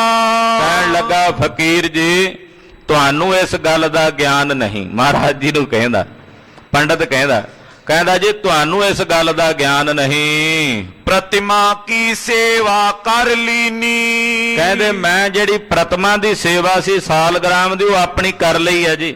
ਉਹ ਮਰਿਆਦਾ ਪੂਰੀ ਕਰ ਲਈ ਹੈ। ਮੈਂ ਪ੍ਰਤਿਮਾ ਦੀ ਸੇਵਾ ਕਰ ਲਈ ਹੈ। ਮੂਰਤੀ ਦੀ ਜਿਹੜੀ ਪੂਜਾ ਸੀ ਸਾਲਗ੍ਰਾਮ ਦੀ, ਟੱਲੀ ਖੜਕਾਣੀ, ਆਰਤੀ ਕਰਨੀ, ਮੱਥੇ ਟੇਕਣੇ, ਉਹ ਮੈਂ ਪਹਿਲਾਂ ਕਰ ਲਿਆ। ਬਾਰ ਬਾਰ ਤਰ ਬੰਧਨ ਦੀਨੀ। ਬਾਰ ਬਾਰ ਮੈਂ ਜ਼ਮੀਨ ਤੇ ਮੱਥਾ ਟੇਕਦਾ ਰਿਹਾ। ਤੁਸੀਂ ਵੇਖਿਆ ਨਹੀਂ ਮੈਂ ਟੇਕਦਾ ਰਿਹਾ ਮੱਥਾ? ਤੁਸੀਂ ਵੇਖਿਆ ਨਹੀਂ ਪਹਿਲਾਂ ਮੈਨੂੰ? ਏਦਾਂ ਕਹਿੰਦਾ।